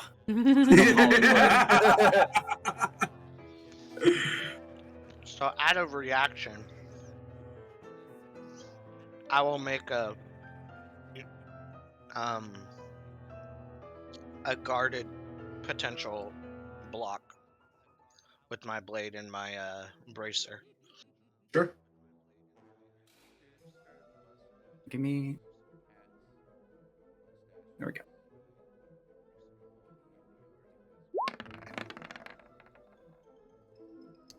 $25 to hit. Hits. Okay, no, why are you rolling d20s? You shouldn't be rolling. Oh, I gotta click it inside the thing. Ooh, lots of dice. Nice. So it deals the 33 lightning damage as well? So it'd be so it'll be 20. So it'd be 33 lightning. Okay, cool. All right, you watch as this energy beam kind of emanates from, originating at the very bottom of 036R, and then zooms across. Zed, you watch as it almost approaches you, and you instinctively react and pull up your bracer and dagger in response, trying to block it, expecting it to hit. However, the impact never comes, and you hear just adjacent behind you the sound of the crackling energy slam into the body of the demon that has risen behind you, and you hear as it roars. In response, you see, as you look back, you see this kind of smoke rising from one of the right side of the shoulder, where it impacted on the right breast of the demon. You see as it claws, almost like it's responding to the damage and like rolling its shoulder a bit, checking itself out. Beautiful hit. So minor correction, I don't know why it rolled that extra. It should only be 20 lightning damage because it's 46 plus 6 lightning. Oh, okay. All right. Good to know. All right, beautiful. Okay, what? All right. I think that's for if you to crit, because you rolled a nat 20 on the advantage, so it added the number that would have been if you would have critted. Okay, then let me test the other one that wasn't. It's right. It's just 20. Okay, see, but it's not applying the. Because it's doing the 46 plus the dex, but it's not doing the plus 6. I see that on your lightning. Yeah, 2 I see that. 2 plus 2 plus Yeah. 1 plus 6. Highlight over it. Yeah, it's doing the 46 plus the dex modifier, but it's not applying the plus 6. There's an to lightning additional for lightning. 6. Yes. Oh, gotcha. Anyway, let's just say you don't have the dex in there actually. That's what it shows on Look there. at the formula. No, the 6 is outside, so it's adding a 6, and then it says dex. Yeah, 6 dex. Oh. That 6 is from dex. Oh yeah. Oh yeah. Okay, never mind. I'm looking at something else here. Okay, let's just leave it at the 20, and I'll try to troubleshoot it later. Well, if there was supposed to be an additional 6. Okay, there? then we'll. It would just Yeah. be 26. Yep. Yeah. All right. All good. All right, cool. And then So, ignore these next rolls from me because I am Alright. testing. all right. With that, Zed, you're up. Watching just as the beam rushes by you, expecting the impact, never feeling it, and then hearing the damage evoked upon the demon behind you, lowering your dagger, but still ready for a brawl. What are you doing, Zed? So as I put my bracer and blade up and it whizzes past me, I'm Mhm. gonna kind of like fall back and whiz with it, right? Or, go with the motion of it and look back at it hitting the monster. Yep. And then I'm gonna whip back at 4B and 3PO. Pod. Call it pod. And then I'm gonna whip back and look at the monster, and I'm like kind of trying to take it all in. Like, was that shot at me, or was, I don't know, like, what the fuck? Yep. And so I'm going to reposition. Okay.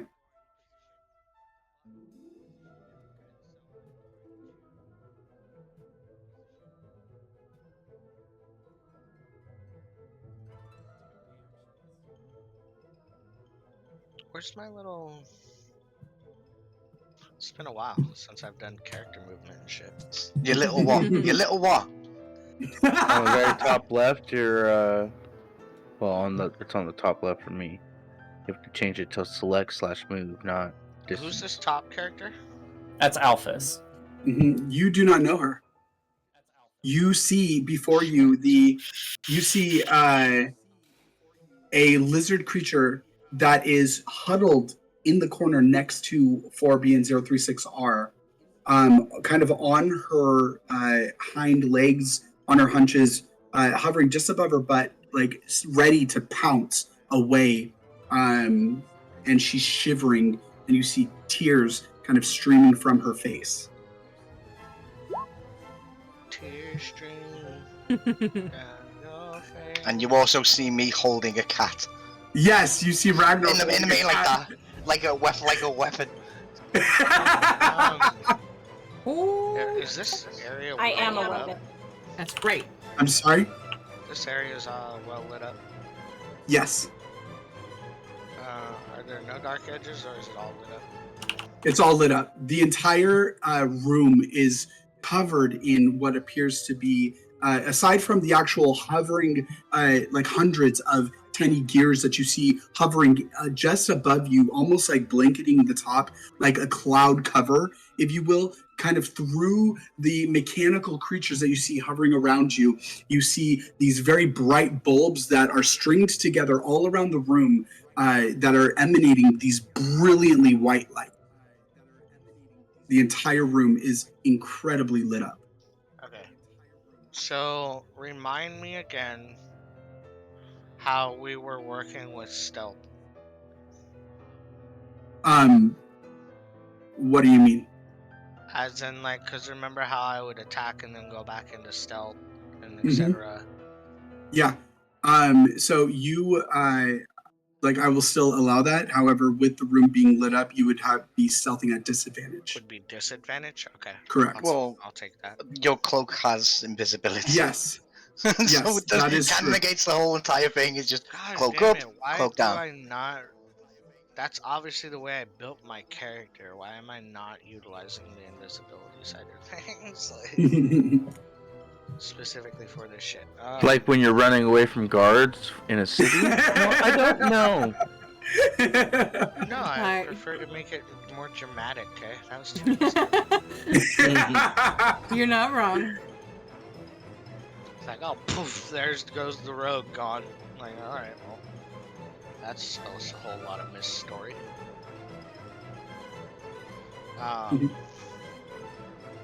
Yeah, I'm, shit, how can I, who's in the actions here? Oh shit, the boss attacks next, right?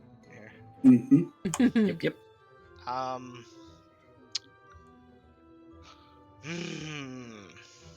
Do I have a way to... Let's see, go like this. I can't hold my button down at the same time, so...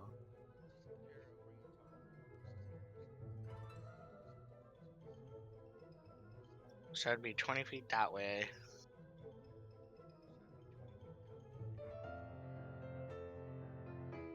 Is it 30 feet movement? Is that how that... Yes. Although I believe does your character have 35? No, my speed is 30. Okay. Oh, that's right, because it's 60. Yeah, my apologies. Dash. Right.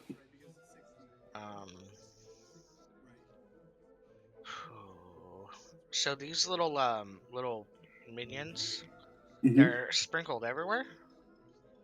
Yes, they're covered, covering the entirety of, like, above you.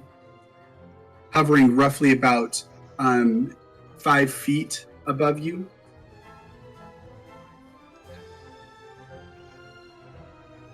I want to jump right into battle, but I want to utilize my strengths and I need someone with me.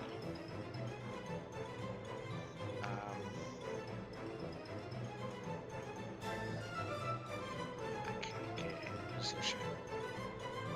Is there a space? No, they're right next to each other.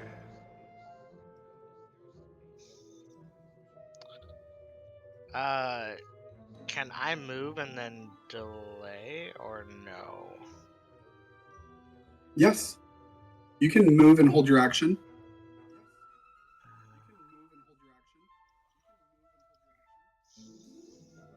What can I do after moving and holding action? What do I have left? Bonus Stabbing. action. Yeah, and then bonus action. So you can literally move, stab, and then cloak up. I would have Or- to be within 5 feet of the enemy, though, right? Yes. Yeah, and He's I'm literally not. right in front of you. I would only be able to get behind Caliban. No, he's there. I'm not keeping myself in between 3 enemies here.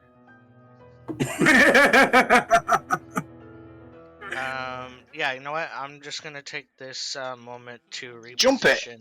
Jump it. Oh yeah, I'm gonna jump 20 feet. No, in natural Zed fashion, you run straight at this wheeled robot thing, and like, and you like do the jumpy, twisty thing right over the top of it. You land next to Caliban, and you're like, "Sup?" Sup, bruh? You You know what? Fuck it. For the sake of memes, let's do it. All right. I'm gonna run up to Meta Begatron. Metabega. Metatotonin. And this is where he rolls literally a fucking 1 on acrobatics and just fucking lands in his face. And I'm going to. Does he have legs? He has a single. You see before you a square body. Now a kind of gaping indention within the back portion of this robot of the square body. it's an evil claptrap. Yes. Yes. Oh, so its bottom portion is like a wheel? Yes. Oh, okay. That means it's top heavy. Maybe. I'm gonna run up and jump kick that motherfucker. Okay. The beta beer. Alpha beta beer. All right, I'll go buy ahead. that for $1. Fuck it, I'm gonna run up and jump kick this Didn't thing. say it right. I'll buy that for $1. Nobody. I'll buy Robocop. that for $1. Okay, what am I rolling, John? Roll a. I'll have to find that later. Unarmed strike? Question Yep, mark? it would be an unarmed strike. You have to ask it a question before you attack it. What are you doing? Is Not it part of the rules. is unarmed in my situation as a jump kick a finesse strike or would no? Yeah, it would be a finesse. Okay, so No, then no, no, I no, would no. get dexterity. Yep. It's always a dex unless you've been a monk. Then what is Unarmed it? strike. Unarmed And that's strike wisdom. Are Mhm. strike rolls. Unarmed strike or Typically. strength No, rolls? it's Yes. that's strength. Yeah, strength rolls is for the damage. For the actual hit, it's Okay, so am I Da-da-da-da. rolling a flat dex on this? What am I rolling? So roll d20, add your dex modifier, and I would say add your proficiency. Okay, so just roll a regular d20. Mm-hmm. How do I roll that as just like a regular roll? One Other than typing D20 it out. plus your deck. Oh, for like an attack? Yeah. I think you'd have to have that set up in the thing. yeah, you'd have to set that up. Wait. Isn't that just like rolling a dex roll? Because you're rolling a d20, it adds your Yeah, no, modifier, no, you'd be and then I can automatically. just Type it add out. my proficiency on Yeah. top of it. Just type it out. Look, hold on. Basically, it'd be typing like that.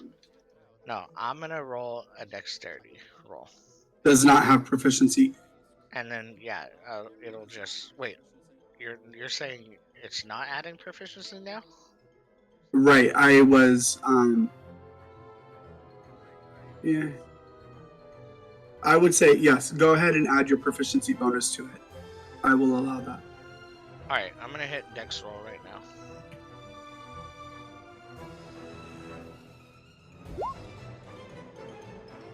We are not in that funny.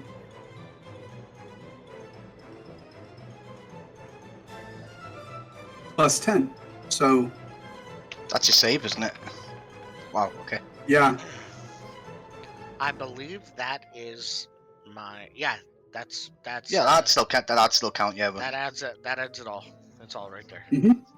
So, yes, that is correct. You would, all right, so as you run up, you jump up, and you, are you doing like both feet into it? No, one just a jump kick, one leg. Okay. You jump up and slam your foot down with all of your might into the creature.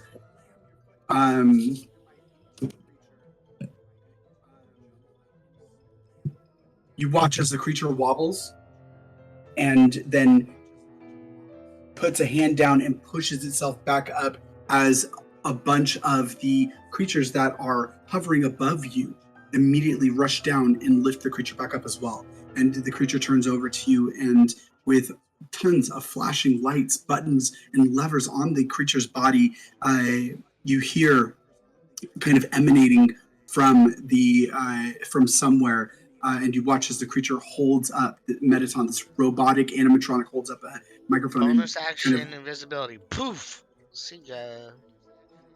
In the middle of its conversation, as it's just now speaking with you, he's like, "You thought," and goes silent as it watches you completely fade from visibility. Well, seems like one of you are able to turn invisible. Was there anything else you wanted to do with your turn? In being an invisible, I can move, right? Yes. However, you already utilized 10 feet. Yeah.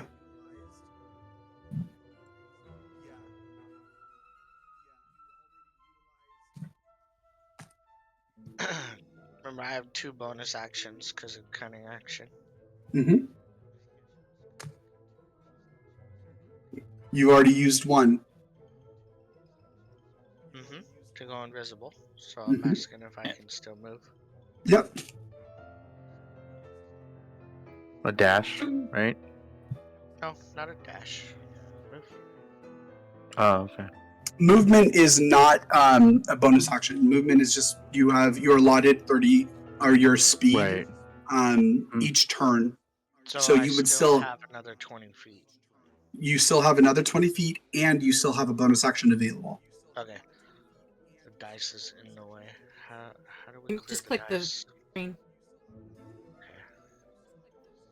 Okay. Yeah, I just want to move up and around and kind of in between the group. Okay. Whatever that 20 feet allots me. You're trying to get behind Shadin? yeah, it's just you Okay. gentle. Between Shadin and the Space Kitty. Yep. Which we've already thrown. We've learned that she can't go all the way to space. All right. All right. With that, as you position yourself again behind it, Shadin kind of turns, and as he feels this brush of air rush behind him, not seeing anything there, kind of turns back and braces himself against Metaton. Metaton will reach out, and as he lifts his hand up, he calls out, and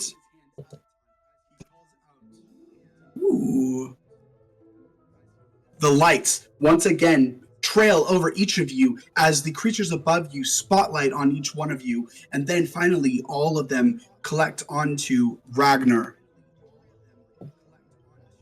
And Metaton turns to you and asks,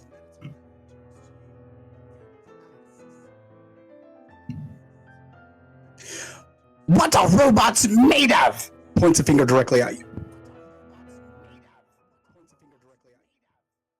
you see holding up a board now. The board begins to shift as letters and numbers begin to appear on it. 1 says hopes and dreams.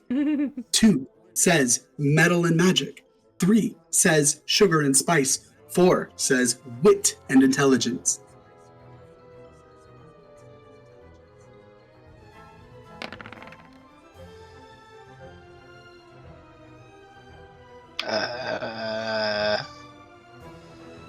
Can I phone a friend? Oh my god! I speak to him telepathically. Say, metal and magic, you dumbass! You hear immediately in your mind the sound of Calibran's voice. Metal and magic, dumbass! Metal and magic. You watch as Metaton stops and lowers the board just a little bit, and then correct. Too easy for you. Here's another one. Violet, you watch as all of the lights that are appearing around, hovering on each of your companions, finally trails down to you in your cat form. And you hear Metaton. You hear Metaton. 2 carts, cart A and cart B, simultaneously depart town A and town B. Town A and Town B are 252.5 miles apart from each other. Cart A is moving at 124.7 miles per hour towards Town B, and Cart B is moving at 253.5 miles per hour towards Town A. Both carts departed at 10 a.m., and it is now 10:08 a.m. How much longer until both carts pass each other? And he holds up the board once again, and as the letters and numbers shift before you. 1 says 31.054 minutes. 2 says 16.232 minutes. 3 says 32.049 minutes. And 4 says 32.058 minutes. And you watch as, once again, Metaton's hand points directly at you. Now answer! Meow? Incorrect!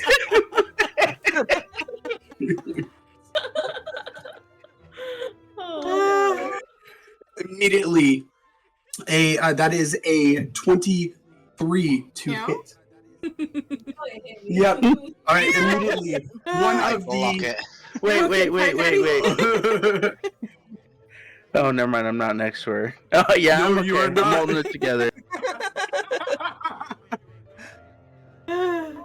oh dear. Am I gonna die right now? No, I'm blocking it. You're a kitty.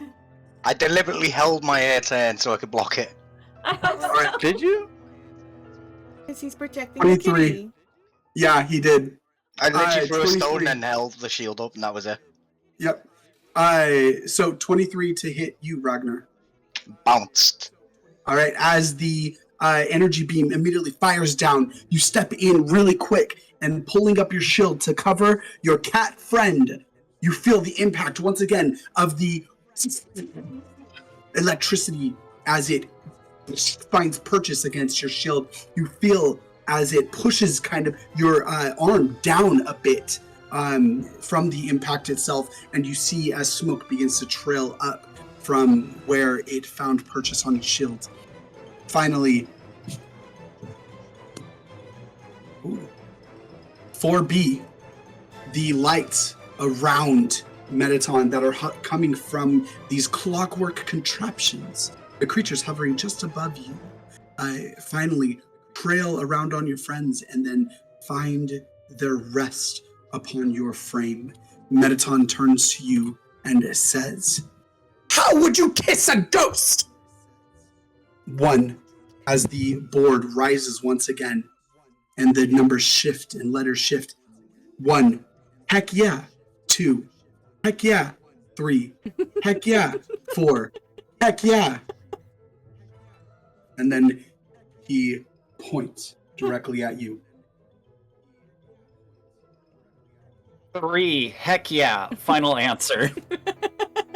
Great answer, I love it!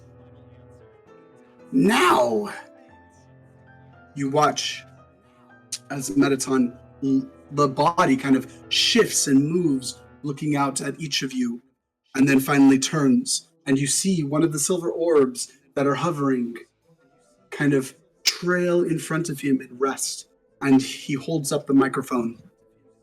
It seems, my fair denizens of the greatest nation to exist within the many realms, finally finding our home among Shadowfell.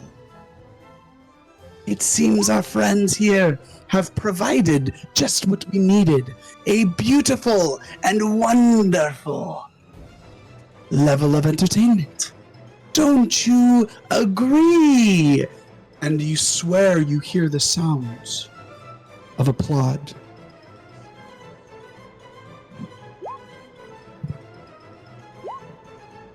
Metaton then looks as his body shifts once again right in front of you, Caliban. And you watch as he begins to roll back, disengaging from each of you. He ends up just in front of you, Finch. And he says, alas, our time here has come to an end. But I will be back, don't you worry. You watch as the wheel that he was gliding on begins to shift, and fire begins to form where the wheel was. You see as the fire begins to increase, providing this radiating heat out from where Metaton is. He then immediately begins to lift off of the ground, and then he says, goodbye, I leave you with our friends here.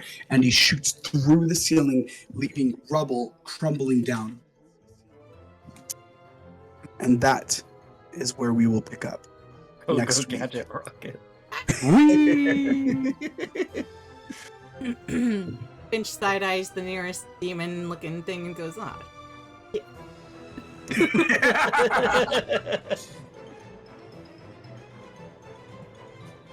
I say we get out of here and just bring the building down. We gotta go. Right? You gotta Ragnar, do your thing destroy again. Alphys's lab? Like, Hey, collateral damage, sorry. Your Wait, friend now there's brought a us hole in here. the ceiling. We can get out. Everybody hold on to me. I'm gonna use my gadget. remember, we still don't have the map that we came here for. Yeah, that's it. Yeah. As the rubble begins to settle after the blast off from Metaton, you hear the sounds of the demonic creatures that he summoned, that this creature summoned.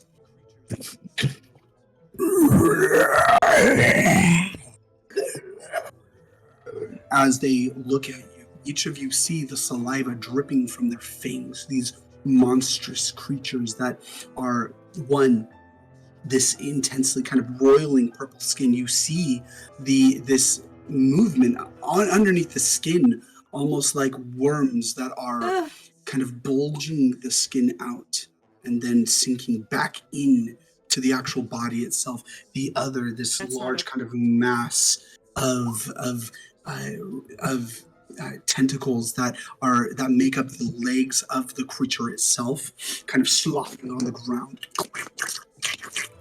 And the creature just kind of looking, and the body slender yet grotesque, like the actual skin itself is kind of leeching off of the body, and where you see this kind of black goo pour onto the stone floor itself from where the tentacles are slopping onto the stone floor. You see kind of this acidic residue left. Immediately, you all hear the sound.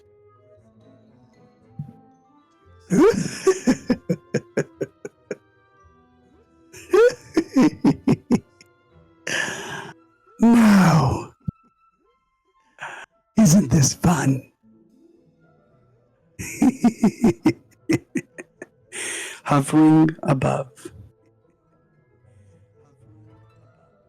as the clockwork creatures begin to fade out from where Metaton had blasted through the ceiling in very strange and almost insane fashion.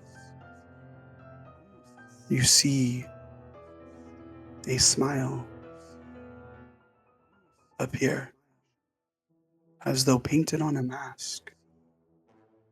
And one by one you see the visage of a jester-like being hanging upside down, watching over.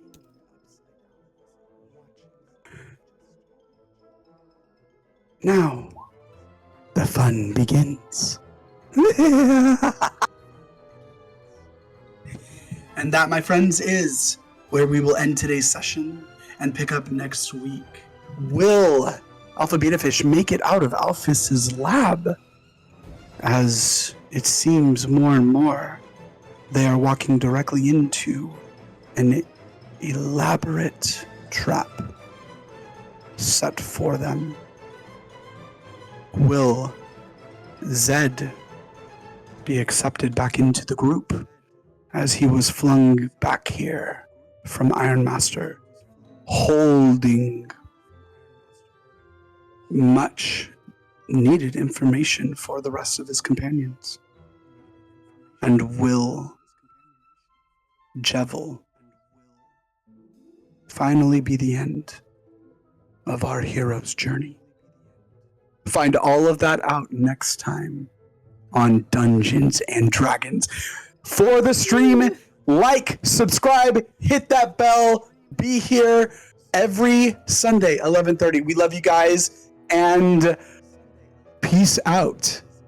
Thank on you. Dungeons and Dragons. Much love, guys. Much love. Awesome session. Thank you. Yep. Yes, thank you guys. This was fun. Absolutely, yeah. I'm glad we got to do that encounter. That was really cool. That was really cool. Love you guys. Mwah. Love you guys. Right. Take it easy. See you next week. Bye, guys. Bye. And that's it for today. I cannot wait to see how it turns out next. Love you guys. Bye.